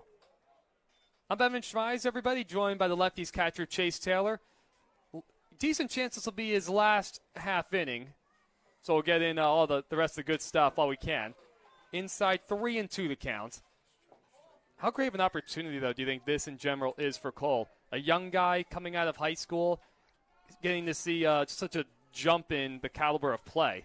Yeah, so this is huge for him. I actually had an opportunity to do a similar thing coming out on of the high ground school. to the left side. Alsop stays down on, able to corral. The throw is high, and it's off the glove of Barrett Rose. He's able to keep it around him. So initially a really good play from Alsop to corral that ball. He's had a good night over there at third, but the high throw will lead to a leadoff base runner. Yeah, so back to Cole. Having this opportunity is big for him. Out of high school, I had a similar thing where I was able to go play in a college summer ball league over on the East Coast. It was the Coastal Plains League, and that was just a huge growth thing for me. And I was able to learn a lot about the game and about myself because being from Utah, I never really lived outside of Utah. And then one day I was just asked to go play summer ball on the East Coast. Ball says hard down the first base line. It's a fair ball off the glove of Rose. Jackson over to get it. So Brown will head up to second, and a great throw coming in from Jackson. Wow. And Brown is out by a country mile at second base. Second really good play we've seen from Lefties outfielders to make an out on the bases. Yeah, Jackson's got a cannon over there in right field. Shouldn't have been tested by that guy around in first going to second, but, I mean, we'll take the free out. Actually, that's 3 times now we've seen the Dudes make an out on the bases, going back to the pickoff in the first. Mm-hmm. Outside 1-0 the count to Nicky Banez. So he'll bat with Gilligan at third. With the Lefties leading 6-2, they'll gladly play the infield back, concede a run for an out. Yeah, so at this point in the game, we're able to give up that run for an out. We trade that run for an out with us having that 4-run lead. And you can't have that happen either, making out on the bases, trailing by 4. No, 1-2 the count on that called strike. Yeah, because if that run's able to score, I mean, that puts it in a 2-run ball game. That's a whole different game we got going on. Yeah, it changes the whole complexion of this inning. Mm-hmm. Here's the 1-2 from Acker at the stretch. On the ground, Alsop stays down. He goes to the plate, and they have Gilligan in the rundown. They throw back to Alsop. Oh, they blew the rundown. The catcher Ott was running him all the way back, which is a good thing to do. You had the shortstop Tamura come in to back up the play at third. Alsop was just too far up off the bag and no time to make the tag. So with those plays right there as a catcher, I mean, our number one job is obviously not to let him get to home. So he did a good job of running him back, but he's got to know that once he commits to go back to third, he's got to he's got to give the ball up so he can make that play. Because that should have been another free out right there. First pitch coming to Hagen Bowen is a little upstairs. So Banya is aboard at first with the fielder's choice, and Gilligan remains at third. That's also twice now in the past few days that the lefties have blown a rundown. And there goes the runner from first. Pitch taken for a strike. It gets away from Ott. So a stolen base for Banez. Do you like this short meeting that we're seeing from Halen Ott going out to talk to Acker? So that meeting was probably about signs. So with the guy getting on second, that's the first guy on second since Cole's come out to the mound. So I'm assuming they were talking about what sequence they were going to run for signs. And that's the kind of thing where just coming from a guy who played the game but never caught, I would have never known to think that. Yeah, so I've done a lot of those before. I mean, usually we try and handle those before the pitcher goes out. But with it being summer ball, it's kind of tough. Like back at school ball, when, I mean, you've been with each other for so many months and whatnot, we're able to kind of get a good feel of what system we're going all the time rather than having to have those short meetings. That 1-2 is way outside 2-2 the count. And since Cole came straight from the pen to the mound, it seems like Halen didn't have an opportunity to talk to him before getting out there. And again, Halen is brand new. She's only been here a couple days. Mm-hmm. Here's the 2-2. That curveball is hit way up in the air to left. Custer has it lined up. Gilligan, he will tag. Here comes a throw by Custer. On a couple hops, not in time. The throw's a little up the line. So this time it did work out for the dudes, testing a lefties outfielder. Sacrifice fly for Brown. It's now a 6-3 game. Or sacrifice fly for Bowen. Beg your pardon. So, Chase, what is it like just trying to get up to speed so quickly with the way summer ball works as far as your pitching staff is concerned, as the leadoff man Gather will dig back in? So it is kind of tough sometimes because you have those unique throwers that their ball does something different than like normal people. Like Cole, his one's ball on the sinks ground along. towards the right side. Diving stop, Kim. But he ends up bobbling the play. Here comes the runner trying to score. It's Banez to throw home. It gets away from Ott to the backstop. So up to second goes Gather. Initially, a tremendous play from Kim just to try and make that stop. And Nicky Banez just kept running from second.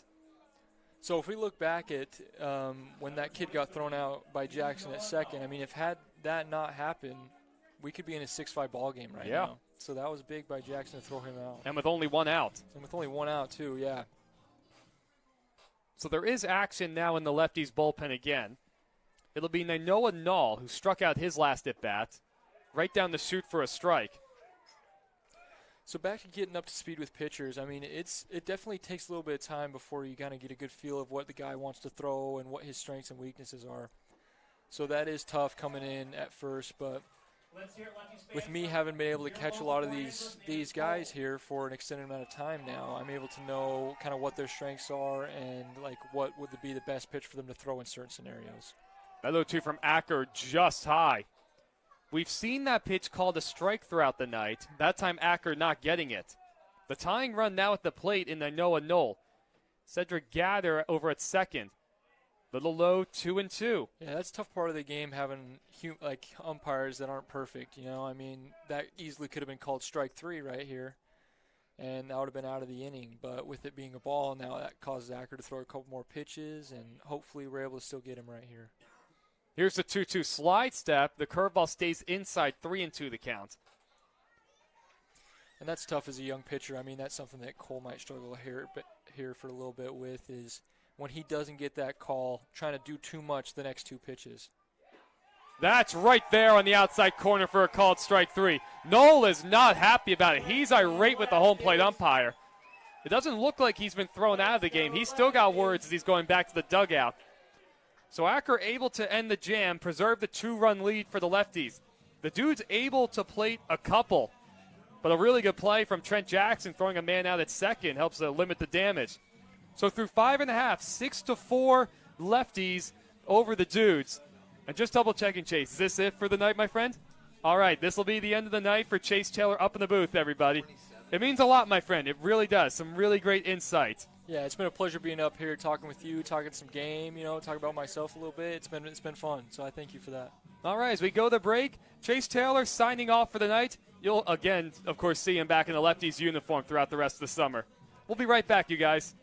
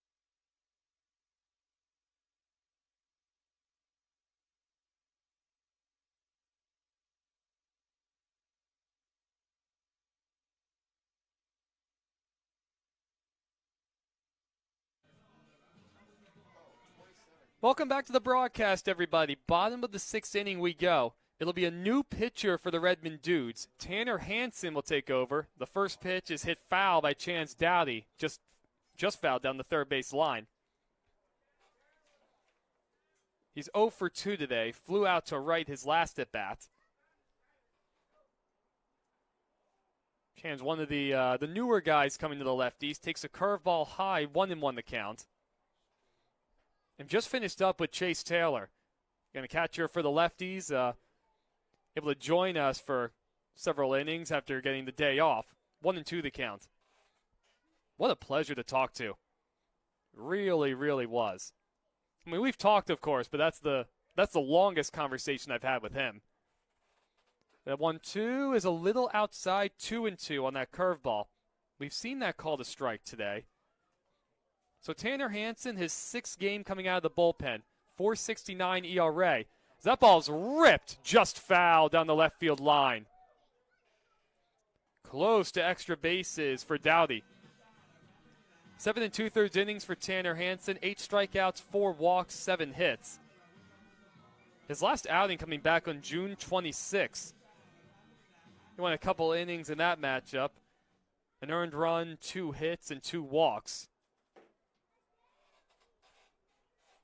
He's working out the windup. That curveball just low. A good at bat from Chance. Lefty's able to put 3 runs in the board coming back in the 5th. And the Dudes able to answer back with 2 of their own in the 6th. That one's popped up. Right side, the first baseman Prater is over. The second baseman Gilligan will actually call him off to make the catch. So 1 down in the 6th, and that'll bring up Tamura, the leadoff man. From Peninsula River Community College, your third baseman, number 12, Royce Tamura. Royce is 0 for 1 in his debut with the Lefties. Hit by a pitch in the first and walked in the third. Digging into the left side, the switch hitter, he takes outside.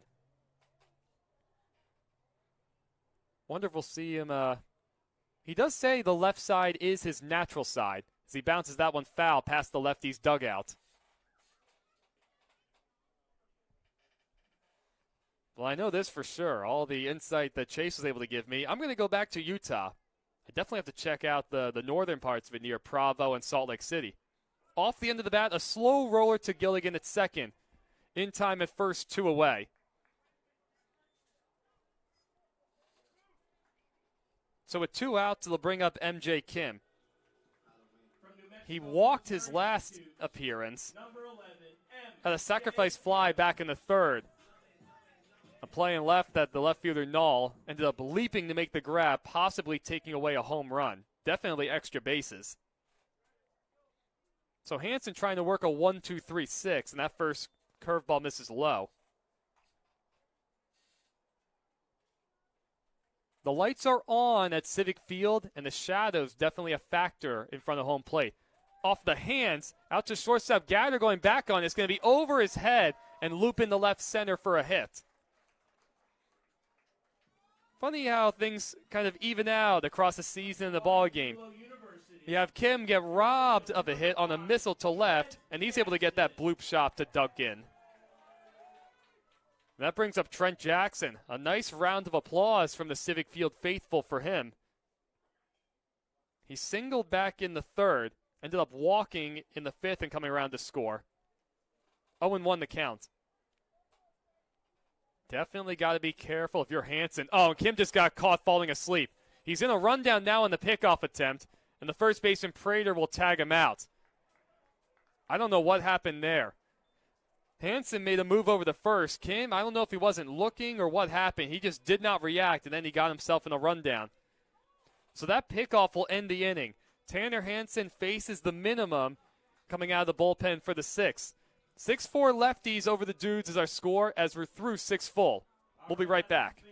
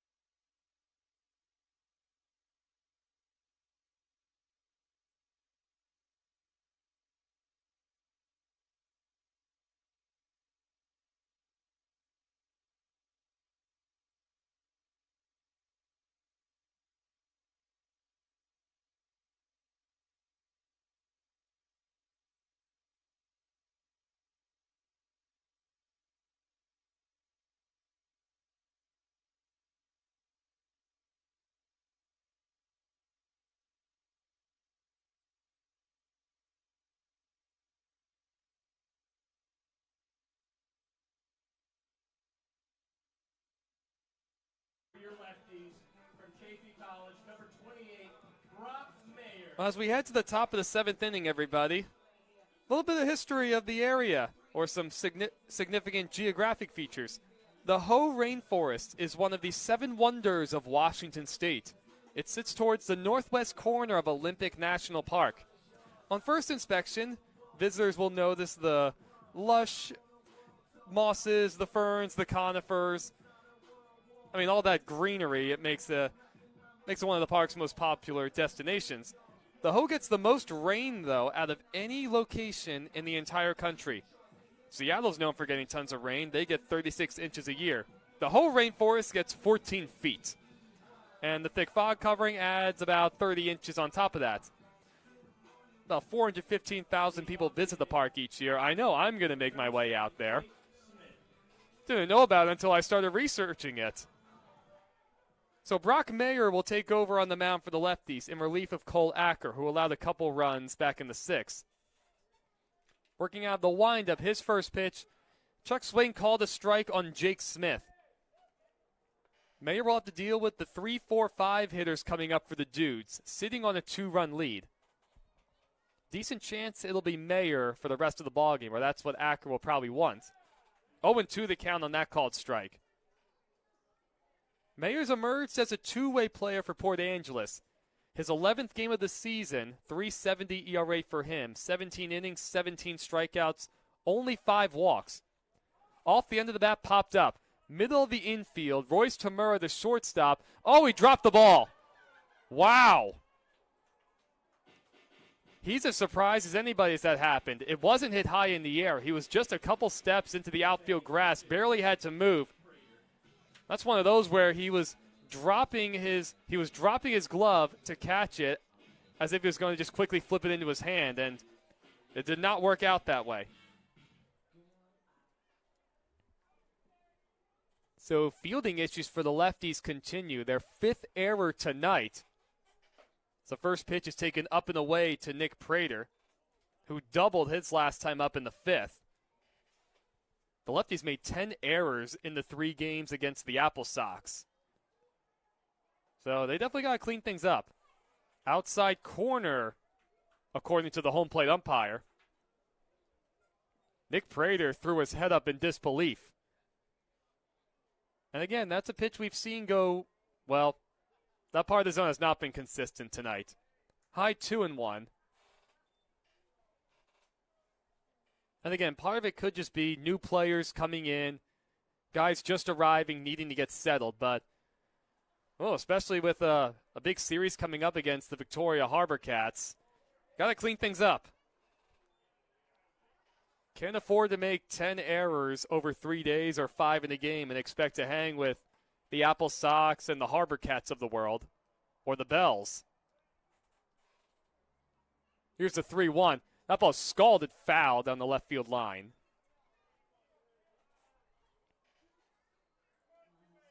That's just how good the lefties' pitching really has been against the Apple Sox. Somehow able to take 2 of 3 despite all the issues in the field.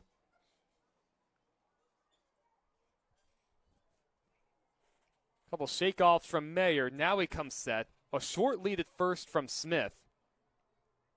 Here's the 3-2. That one's hit back towards the middle. And it's going to be right under the glove of Kim and Tamura in the center. Smith will take the turn and head to third. The ball was not hit particularly hard. It could have been an infield single either way. Both middle infielders went after it, and it looked like none of them touched it. So it goes down as a base hit, but more sloppy defense.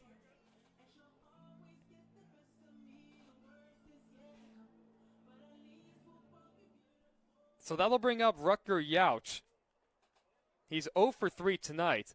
And it could also be one of those things you have 2 middle infielders who are not familiar with each other. Roberto Nunez, the normal second baseman, getting the night off. A much-deserved night off. He hasn't had one in a while. Ended up coming up with a bit of a shoulder injury, making a dive yesterday in the 9th inning. He initially stayed in the game, as Chase mentioned earlier, really didn't have options to put out there. Curveball high, 1-1, so he's getting a much-deserved night off. He'll be just fine, but, a little extra rest doesn't hurt. B.Y. Choi getting the night off right here. Nothing to do with him getting ejected last night. With this being a non-league game, the one-game suspension rule doesn't apply. Swung on a miss by Yauch, but with the Major League Draft coming up, he has a reasonable chance of being a late-round draft pick. Just wanting to be ready for that, not wanting to take any chances, have something happen right before potential draft day. Here's the 1-2 pitch from Mayer. Tries a high fastball, does not get the swing. So Jake Smith at third, after reaching on a drop pop-up from Tamura at short. Nick Prater with a base hit on a play that probably should have been made. So the tying run at first. And that curveball just inside. The Lefties fans wanted it. It was close. I think it looped the plate, though.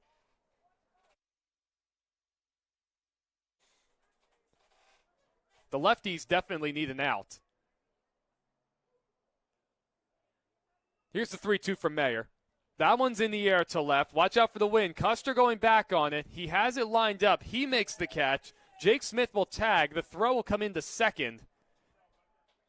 Sacrifice fly for Rutger Yauch. Now it's 6-5 Lefties.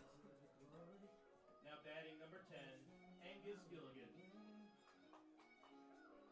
So it brings up Angus Gilligan. Prater remaining at first, representing the tying run. The lefties looking to turn 2. All sorts of room on the right side with Rose holding the runner and Kim shaded towards the bag. Popped up foul. Gilligan reached on an error on Alsup, his last at-bat in the 6th, and eventually came around to score.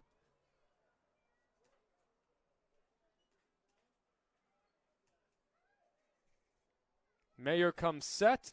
Slide step he deals. That one's lined towards center field. It's going to drop in there for a hit. Prater will stop at second. So now the tying run up at second. The go-ahead run at first. Dangerous spot for Mayer and the lefties.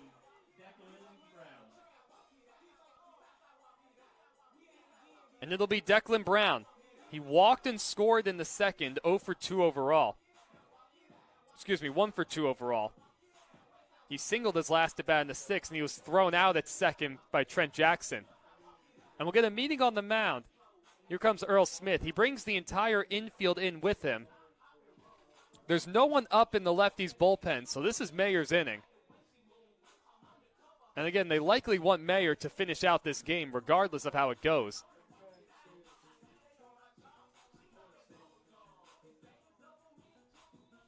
So as the meeting concludes, everyone will go back to their spots. The lefties will look to turn 2.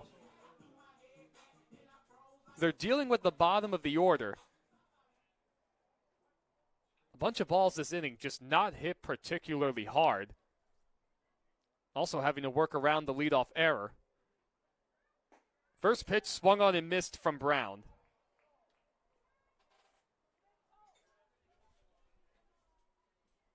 A combined 8 errors in the game tonight. Saw one of the games earlier with the Apple Sox that combined 7 errors. That coming 2 nights ago. That one's lofted down the right field line. Jackson is over, Rose on the run, and it's going to land out of play.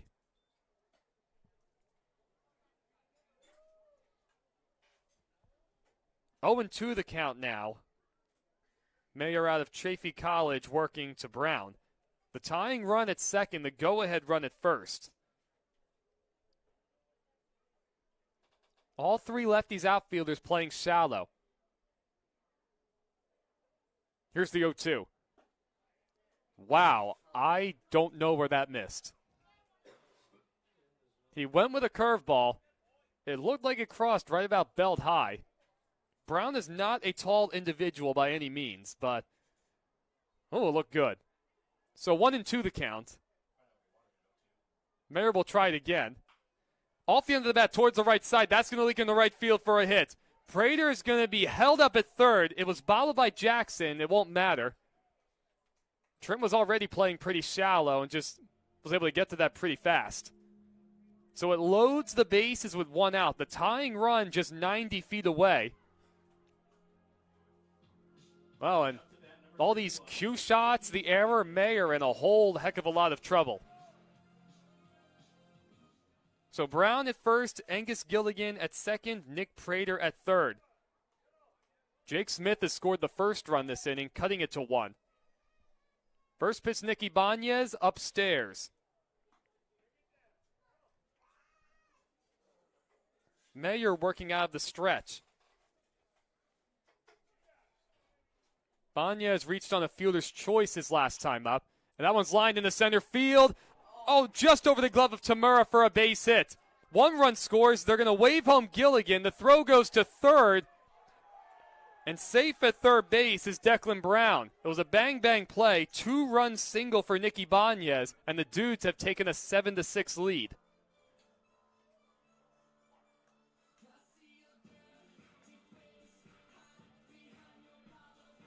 At first, I didn't think Tamura had any chance to try and make a play. He's not a tall individual out there, but just that athleticism, almost able to make the grab with the leap. And Brown up to third. So now it'll be Hagen Bowen. The lefties will bring the infield all the way in. Well, now Kim and Tamura will go back to double play depth. First pitch is fouled straight back. Still nobody up in the lefties' bullpen, so Mayer's going to try and finish the game out, trying to just save pitchers. Gather waits on deck. The one in there for a strike. So second and third with one out. Banya's able to take second on the throw going to third. So the middle of the infield will concede a run on a ground ball. The corners are playing even with the bags. Soft ground ball foul. Right past the third base coach's box. Not the greatest effort there from Colin McBride down there. You can always tell a lot about a coach based on his effort fielding ground balls in the coach's box. The Shadows have covered the infield completely. Here's the 0-2. That one's lined into center field for a base hit. One run's going to score. They're going to wave Banya's home. The throw is off the mound, and it kicks up the third base line. 2 more runs score on the 2-run single from Hagen Bowen. Now it's a 9-6 game. 5 runs have come across for Redmond in the 7th. And that right there was probably the hardest hit ball of the inning, right back past Mayer.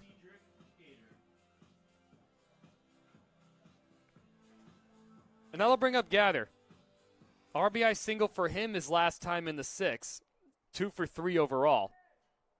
So the lefties will set up to turn 2. Bowen at first after driving in 2 a moment ago. And there he goes. First pitch in there for a strike. The throw down to second.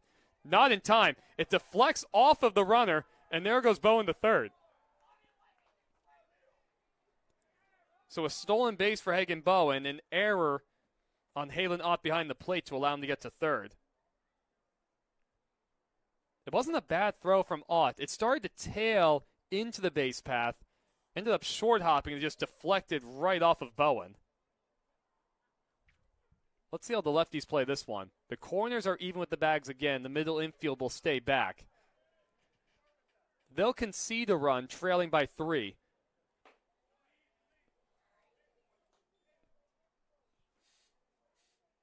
High 2-1 the count.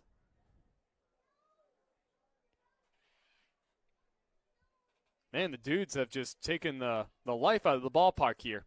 Swung on and missed, 2-2 the count. Beg your pardon, 2-1 the count. 5 runs in the 7th, 2 coming in the 6th. Lefty's able to put 3 in the 5th. That 2-1, swung on and missed.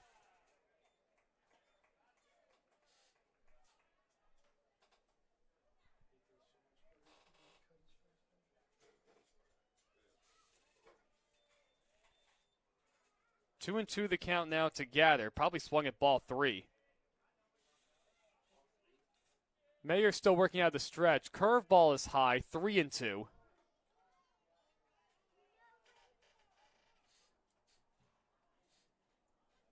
So 3-2, 1 out. Hagen Bowen looms at third. Here's the payoff. That one's hit high in the air to center. Dowdy was playing shallow, so he goes back. He has, oh my goodness, he dropped the ball. What is going on out there in the field for the lefties? My goodness. Bowen crosses the plate. He was going to tag no matter what. So an RBI for Gather, E8 right there. What is that, the 6th error of the night? The 7th error of the night for the lefties. 3 coming in this inning. The defensive issues continue. I mean, the second dropped pop-up of the inning, too. That doesn't feel good if you're Mayer. Hard throw over the first, not in time. I mean, Mayer should be out of this inning. An error to start it, and another error right there on just routine pop-ups. That one's popped foul into the screen. And caught by Nanoa Null. So the dudes have batted around in the 7th. Null being the 9th man to hit. He struck out twice tonight. He's also walked twice. Now the one on the ground is short. Tamura stays down on it to second for 1. Over the first, not in time. The ball was not hit particularly hard.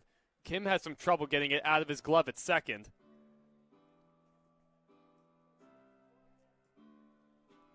Now batting number 37. So 10-6 Dudes. 6 runs have come across, and Jake Smith will bat for the second time this inning.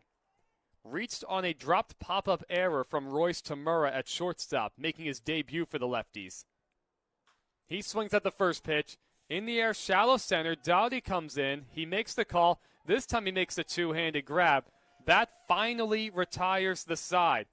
But not before the Redmond Dudes take a 4-run lead after plating 6, taking advantage of 3 errors from the Lefties. So the Lefties remain sloppy at the moment. They trail by 4 as we get ready for the 7th inning stretch at Civic Field.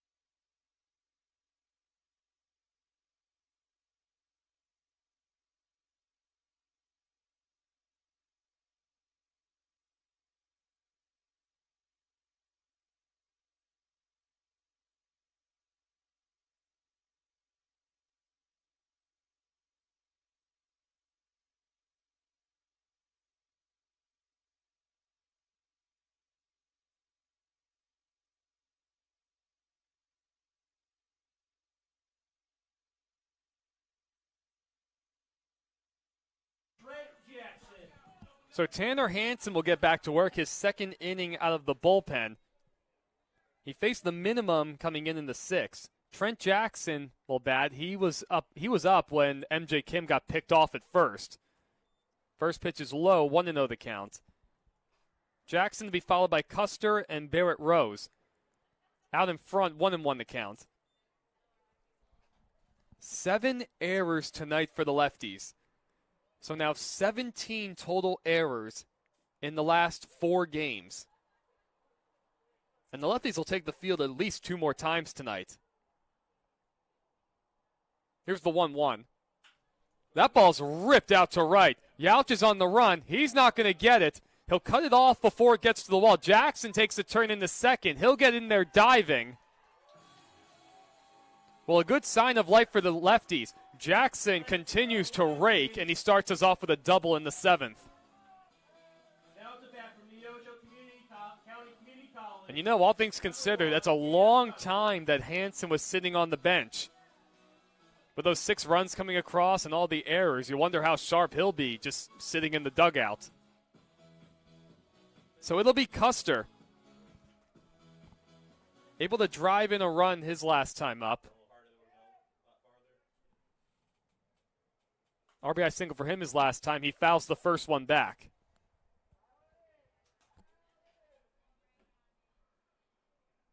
Only the 7th hit of the night for the Lefties. That's just, looking at that box score right there. 7-7. Or 6-7-7. I don't know what Hansen was doing right there. He stepped off and just lobbed an eephus out to Milligan covering second. I'd be surprised to see Jackson go anywhere with the Lefties trailing by 4 as Custer bounces that foul past the Dude's dugout. And especially have a night already. 6 wild pitches, just all the command issues from Dude's pitchers. Especially for Smagic. I mean, it's a game just getting away. As Custer goes down on strikes for the 3rd time tonight, 1 away in the 7th. It'll bring up Barrett Rose. RBI single for him his last time up in the 5th. Plating 1 of 3 runs for the Lefties in that half.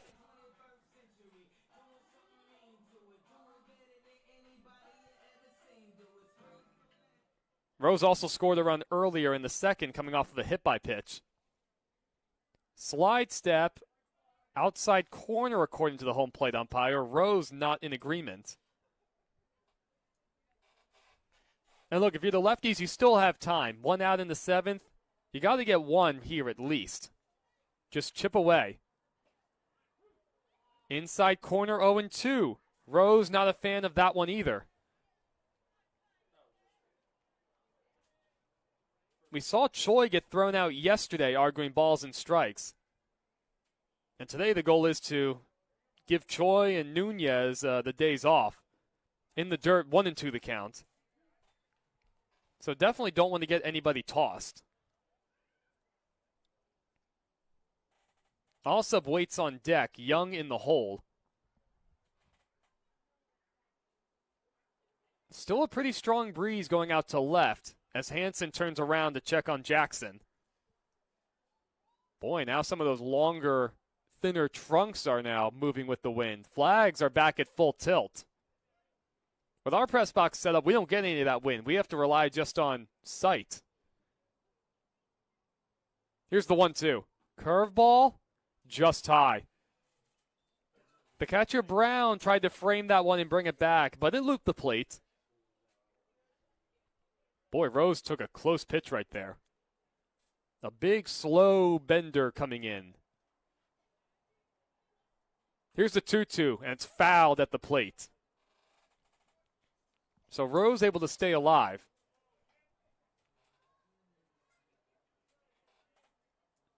This has been a productive part of the lineup tonight. Rose has been seeing the ball pretty well. Alsop has 2 hits, and Young has had some good swings tonight. Jackson dancing all over the place off of second, a huge lead. The 2-2 just outside. Another close take from Rose. He's worked it back full. The Lefties need base runners too.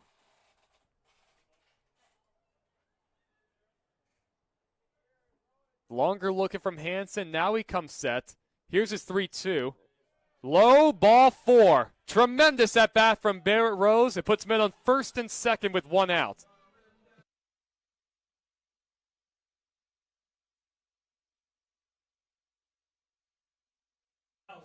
And it'll be left to Alsop. He's 2 for 3 tonight. An infield single back in the 4th, and then a bloop hit in the 5th on a ball that barely landed on the outfield grass. Well, he'll have to wait for his first pitch as Hansen will turn around and check on the runner again. He's paying a lot of attention to Jackson over there.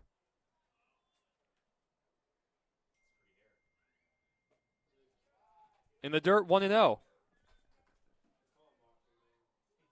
Our public address announcer talked about how pretty Trent Jackson's hair is. He does have a good head of hair. That's some good Hawaiian hair right there. At 1-0, inside 2-0. All of a sudden, Hansen having some trouble.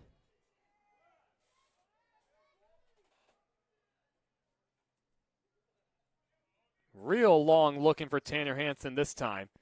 Slide step, that 2-0 is ripped deep to left field.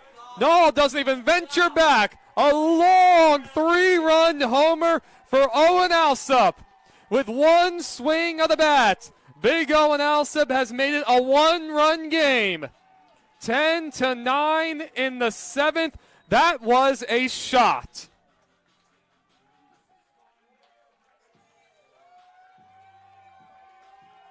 Boy, you talk about just squaring one up and annihilating a pitch.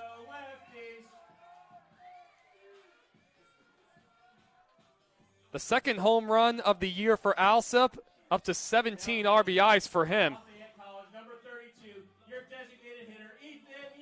Goodness, the first time since June 22nd that he's had an extra base hit. Comes in, tied among the top 3 in doubles as Ethan Young takes a strike. Man, I hope he remembers the feeling of that swing. That ball was tattooed. Young off the end of the bat, popped up, middle of the diamond. And it's going to be Cedric Gatter who makes the play right behind the second base bag. 2 outs and nobody on base. It brings up Halen Ott. College, your catcher, number 30, Halen Ott. Man, I don't think Alsip even needed the win for that one. That was a line drive.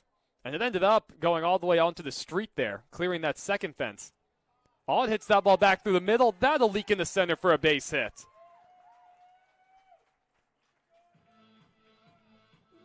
So Ott is now 1 for 3. 1 for 4. Second time he's been on base tonight. From Redmond College, playing center field, number 10, Chance Dottie. So it brings up Dottie. See if he's able to get in on the action right here. And Ott draws a throw. Boy, you talk about some extension right there from Owen Alsip.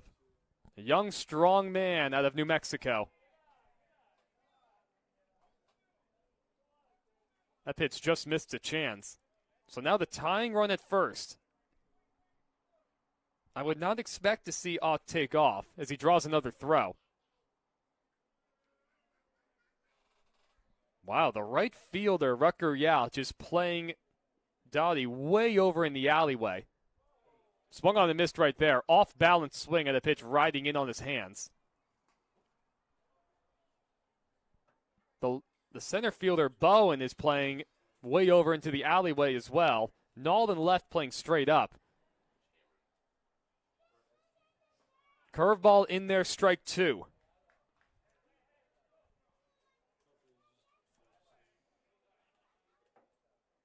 So 1-2 the count now.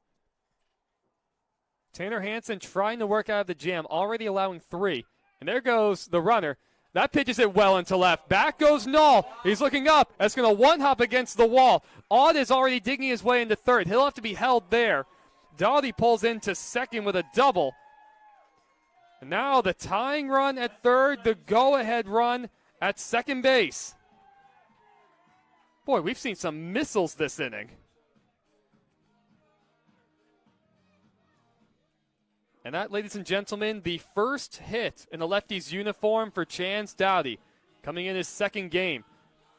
And he's just knocked Tanner Hansen out of the game. Well, that's got to make any hitter feel good, knocking the pitcher out. So things are getting tense, everybody, in the 7th. The Lefties already putting up 3 runs. The tying and go-ahead runners are on base. A pitching change at Civic Field. We'll be right back.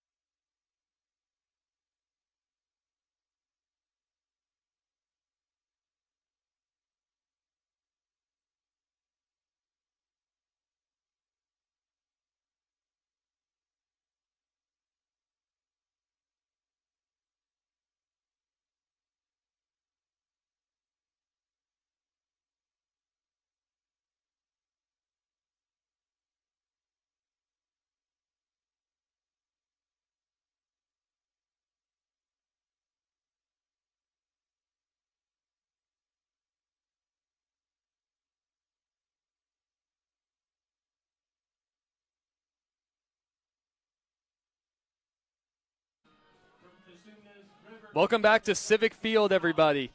The Lefties have cut it to 1 thanks to a 3-run homer from Owen Alsip.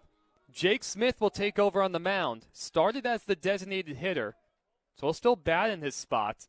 He works with men on second and third. The leadoff man Tamura up Tamura shows bunt, and he foul tips it into the glove of Declan Brown.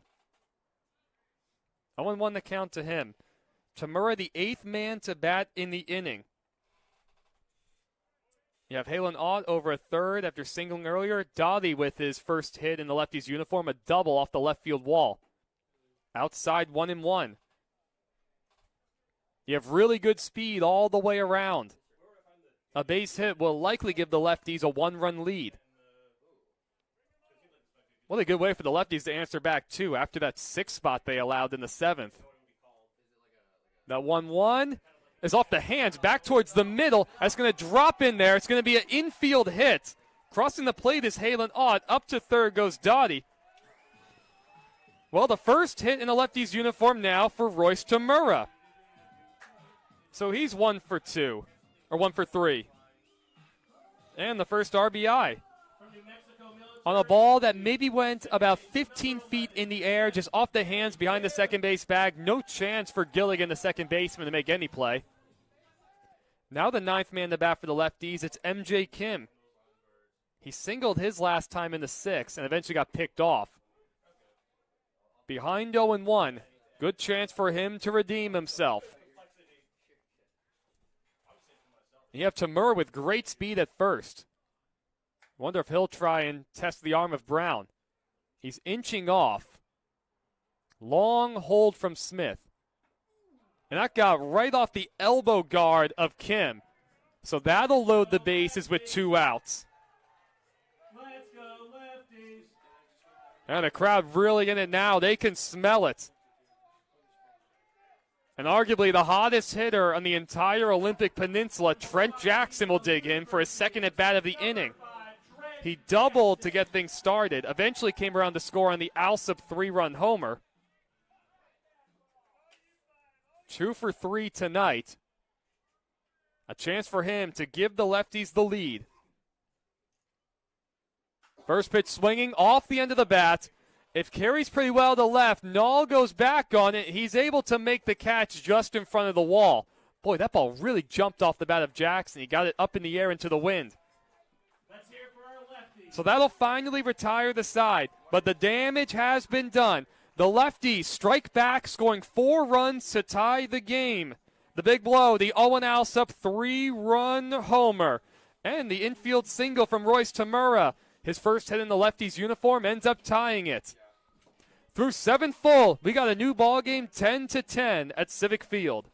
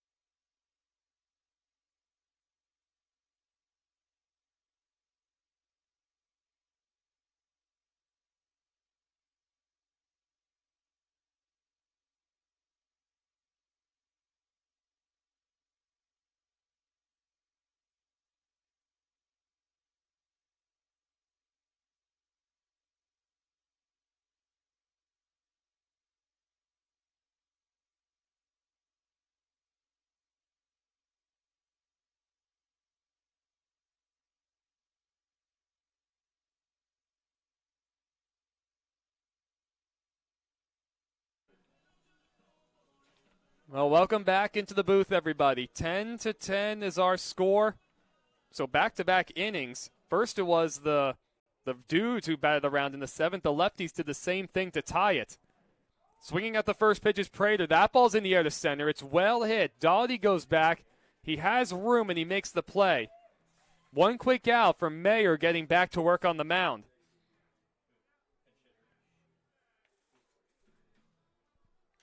We're going to have a pinch hitter coming up for the dudes. He'll hit in the place of Rutger Youch. Get you guys his name in just a moment. Well, this is interesting. So, we're looking in point streak right now. I have his number. He's just in there as Hartnett. And on point streak, it came up as Michael Scott. What is going on?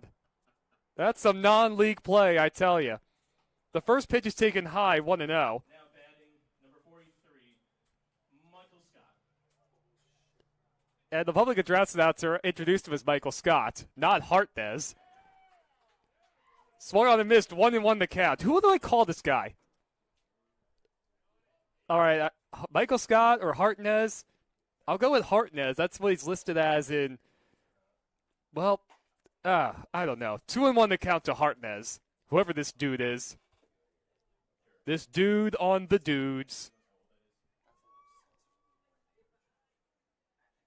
Yeah, it's not a first name and last name either. 2-2 the count on the good curveball from Mayer. And just in case anyone back home is confused, normally you're able to look on the website and just. Oh, there we go. Alex Hartnett. There we go. Thanks, Jacob. All right, so Alex, now we're able to get it. It's Alex Hartnett. Or Hartnett. Hartnett. Thanks, Jacob. The 3-2 pitch is in there for a called strike 3. Alex Hartnett goes down looking 2 away. So, well, that's what you get for just having your name all over the place. You get punched out looking.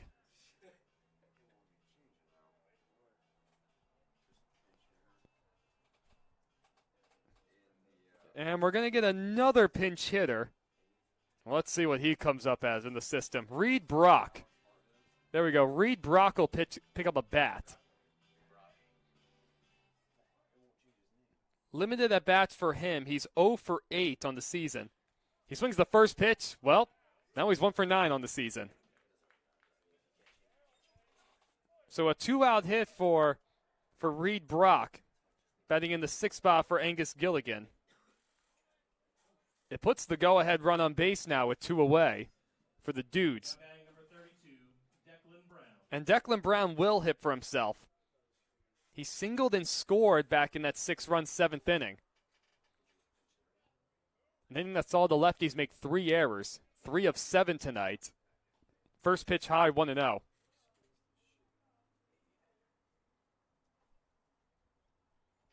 Brock comes set, short lead at first from Reed Brock. At the knees, 1-1. So you have Brock Mayer on the mound and Reed Brock at first. This inning is just strange, let me tell you. Non-league play, everybody. A tie game, 10-10 in the 8th with 2 outs. That ball's ripped into right field. That'll get in there for a hit. The throw will come in the 2nd. Well, that's interesting. It looks like that's Chance Dowdy who's actually in right. So I'll do my best to get you the new center fielder in just a moment. Custer is still in left. Well, either way, 1st and 2nd with 2 outs. It'll bring up Nicky Banez. Banez singled home 2 runs his last time. The first pitch is right down the chute for a strike.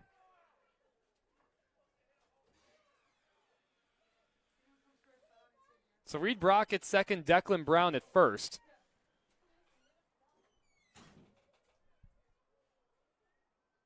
Here's the 0-1 curveball in there for strike 2. 0-2 the count. So let's see. Nick Prater flew out to center to the player, I'm not sure who it is since he's new out there. Alex Hartnett, whose name was not in the system originally, struck out. And Nicky Banez goes down on 3 pitches. So Brock Mayer able to work around a couple base runners. He keeps the game tied at 10. So the lefties will come back up, looking to take the lead once again, trying to win their 3rd game in a row. We'll be right back.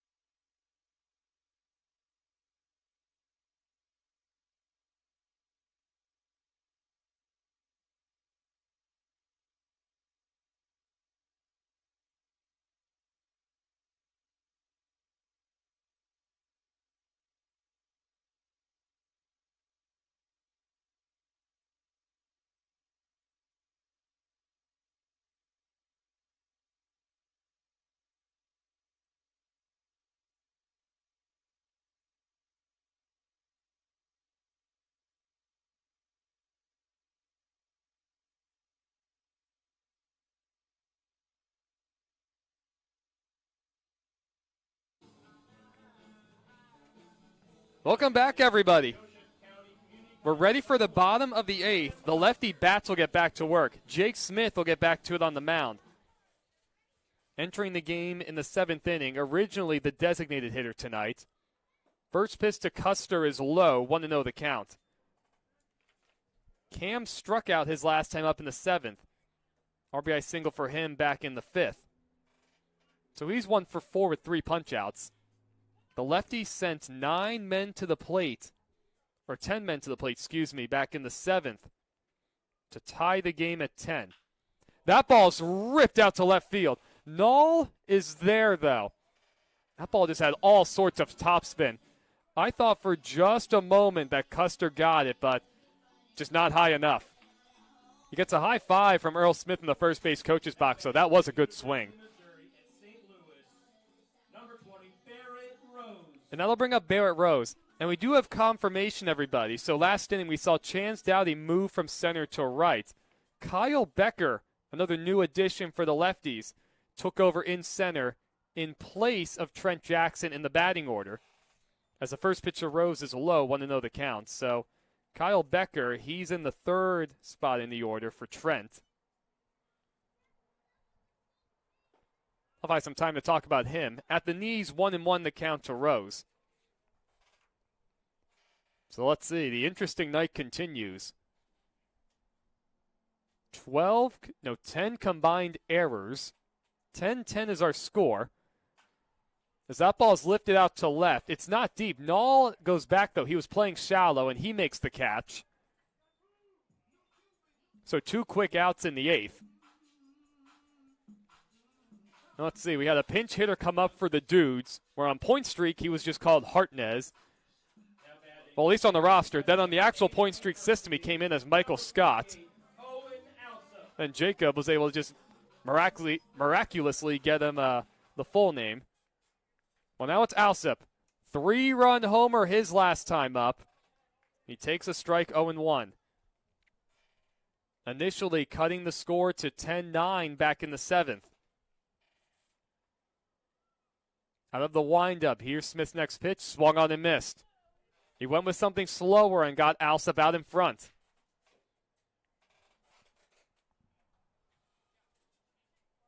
So Alsop steps out to try and regather himself. 2 outs and nobody on in a tie game at 10. Here's the 0-2. Curveball hit hard over the 3rd. Banya stays down on it. Plenty of time to get Alsop at first. So 1-2-3 go the lefties in the 8th. At the moment, we remain deadlocked. 10-10 is our score as we go to the 9th.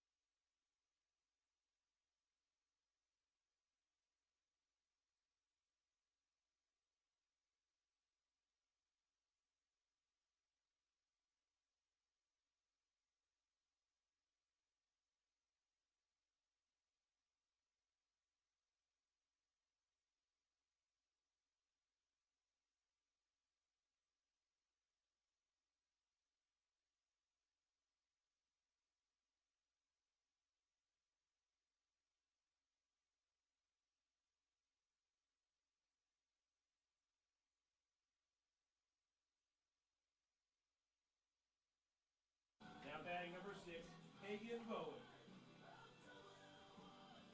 Well, it's getting late at Civic Field, everybody. Hagen Bowen, then the top. Gather and then Noah Knoll. Wes Penninger will take over on the mound for the Lefties in a tie game at 10. Bowen shows bunt, pulls it back for a ball.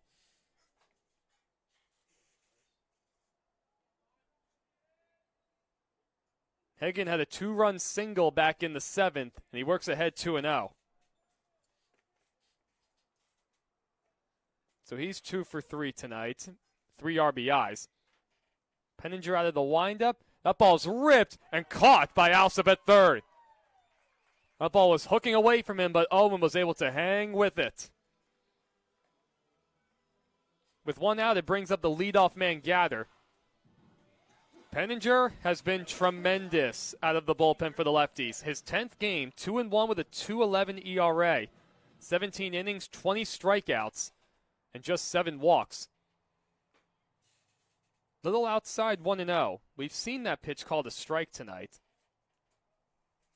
Really good story for Wes coming out here. The 6'5" rising junior at Utah Valley University. As that one's back towards the middle, it'll get past Kim for a base hit. So the go-ahead run aboard now for the Dudes. I didn't realize this until earlier today. Well, you learn a lot when you go down to the field for batting practice. I've made good effort to do that. But Wes was a catcher through position player, two-way guy through high school, and a catcher and a hitter going into college. Wasn't getting as many at-bats as that first pitch is fouled back by Noah Knoll. And he was noticed by Carlos Ramirez and Matt Acker for how good of an arm he has. So he goes, hey, let's try him out at pitcher. And he's been excellent.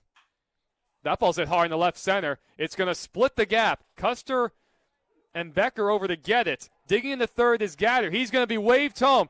The throw comes in towards third, and Gather's going to be safe at the plate. Not a good relay right there, just completely missing the cutoff men. An RBI double for Noah Knoll, and just like that, the Dudes have taken an 11-10 lead.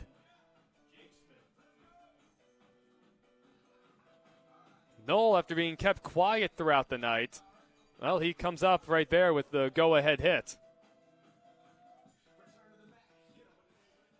So some hard contact against Penninger, who's otherwise has been just tough in general.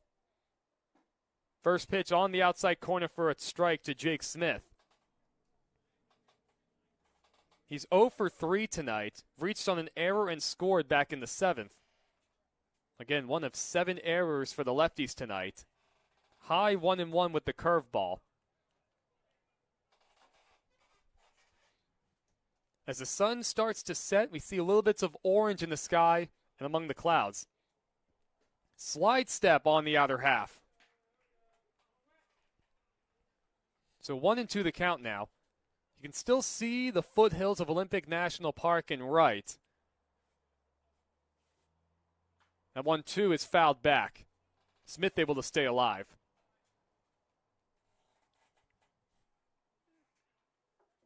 Still a bit of a breeze going out to left, but not quite as strong as it was earlier. Flag's not quite at full tilt anymore. That 1-2 fouled off again. See if Penninger now tries to go with something off speed.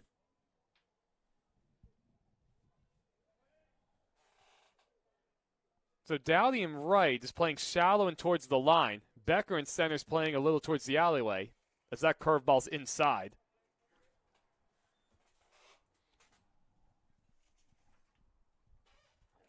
Longer looking from West. Now he comes set. Shortly to second from Knoll. That's right there on the outside corner. Penninger put a little extra on that one. 2 away.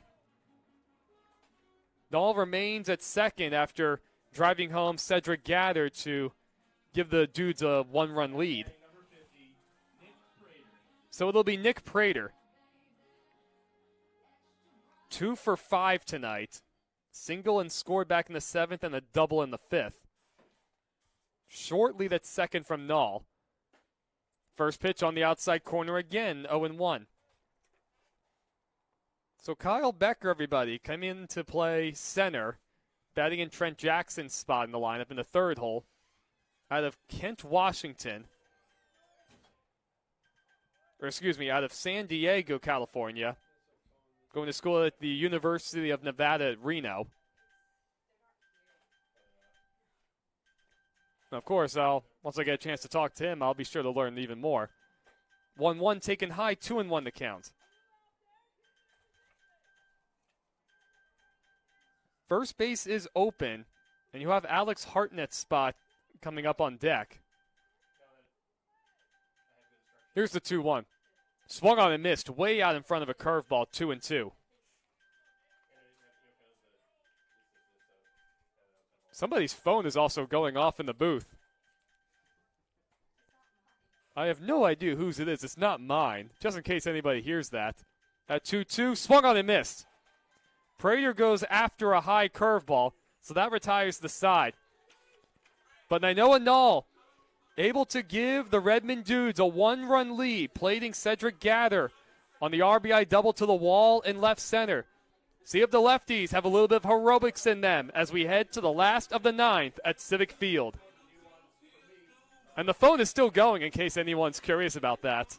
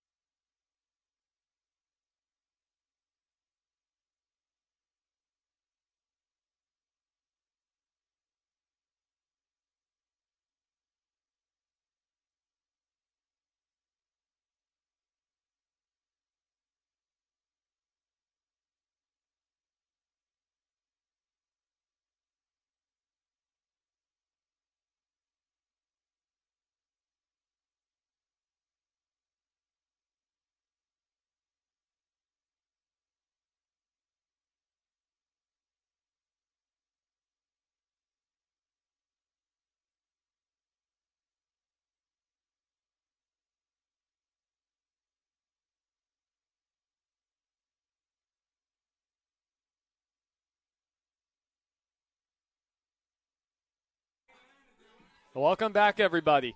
We move to the bottom of the 9th. 7-8-9 coming up for the Lefties. Trailing by 1. Young, Ott, and Chance Doughty. First pitch is low. Jake Smith back out working his 3rd inning of relief. Trying to pick up trying to earn himself the win on the mound. Down and in, 2-0 the count to Young. Sacrifice fly for him in the 2nd. He lined out sharply to right in the 4th. Also hit by a pitch. Here's the 2-0. Outside, 3-0 the count. I would think we'll see a take sign.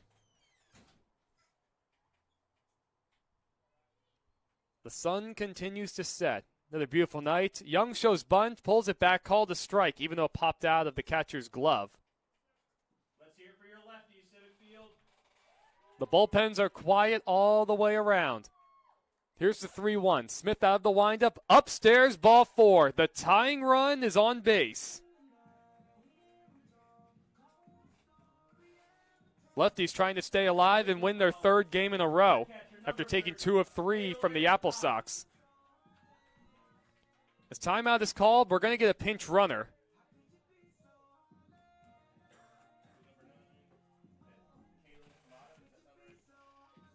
It'll be Kalen Kamada coming in to pinch run for Ethan Young. Running for the lefties, number 9, Kalen Kamada. Or excuse me, Kai Kamada. Beg your pardon, you guys. Kai Kamada. Another one of those guys who just came in today. Going to school at Pierce College, originally from Mililani, Hawaii. God, I love the Hawaiian presence here. He's got a good lead at first. He has good speed. First pitch from Smith, and it's popped up into the screen by Halen Ott.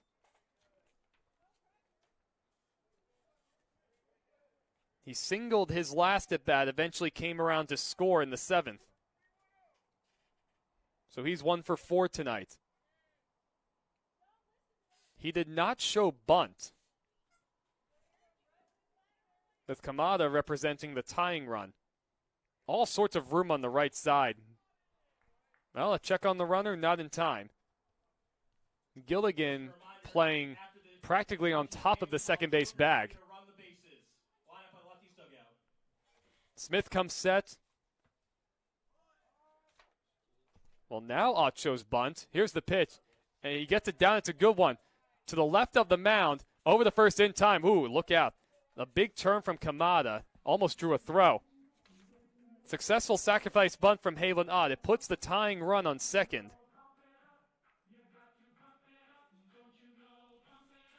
And it'll be Chan's Dottie.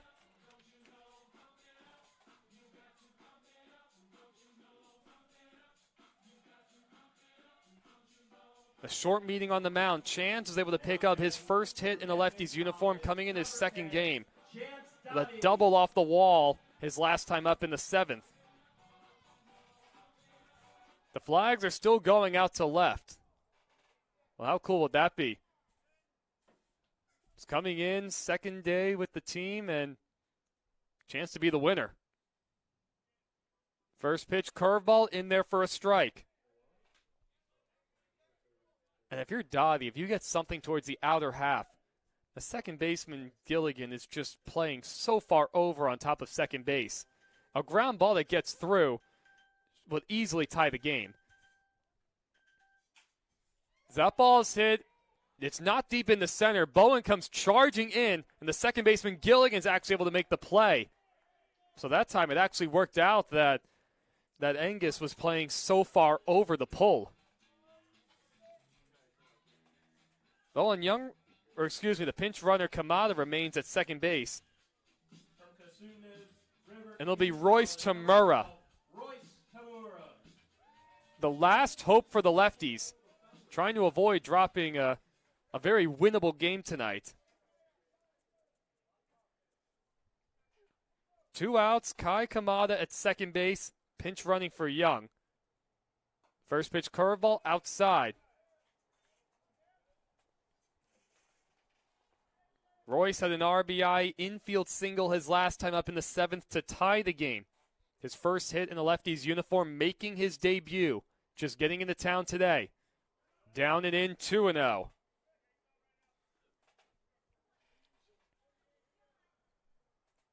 Jake Smith trying to pick up a win on the mound, going 2 2/3 at the moment out of the bullpen. He comes set. Short lead at second from Kamada. That's inside, 3-0 the count. You have MJ Kim waiting on deck. The last thing you want to do, though, if you're the Dudes, is put the winning run on base. Will we see a green light for Royce? Here's the 3-0. He shows bunt, pulls it back, called a strike. He was taking all the way. Well, I would assume he'll get a good pitch to hit right here. Because Kim's had some pretty good swings tonight as he waits on deck. The infield playing straight up all the way around. Couple looks at Kamada at second. The 3-1, big swing and a miss.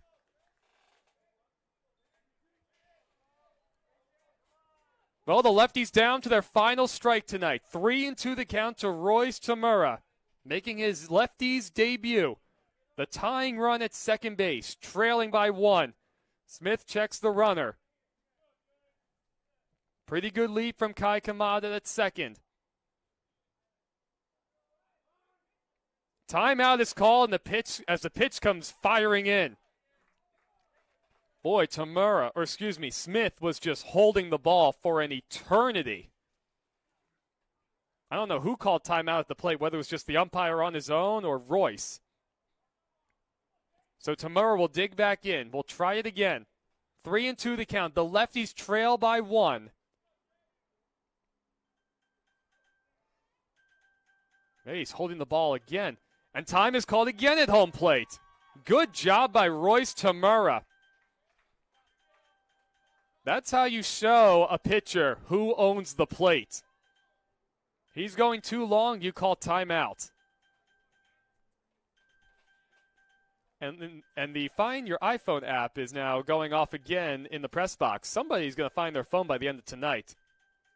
We're ready to go. Another look at the runner. Smith still holding the ball. Here's the 3-2. Swung on and missed. So that long battle comes to an end. The Lefties end up going down 11-10 to the Redmond Dudes. Yeah, that seventh inning, that seventh and eighth inning just really came back to haunt the Lefties. So Jake Smith, the winner on the mound, going 3 innings out of the bullpen. Cedric Noah Knoll, the difference maker with the RBI double coming in the 9th. So the Lefties not able to overcome their 7 errors tonight. Yeah, that really came back to haunt them. That's something they'll be trying to work on and correct as the weekend rolls on. Ladies and gentlemen, we'll be right back. We'll be at it tomorrow night as this weekend series continues. 6:35 first pitch on the local Peninsula Public Access Station and the West Coast League app. I'm Evan Schmeiser, everybody. Chase Taylor joined us a bit earlier. Griff McClellan is my live stream director. Matt Acker is the owner and the manager of the Lefties. So long for now. We'll see you all tomorrow night. The Redmond Dudes 11-10 winners over your Lefties.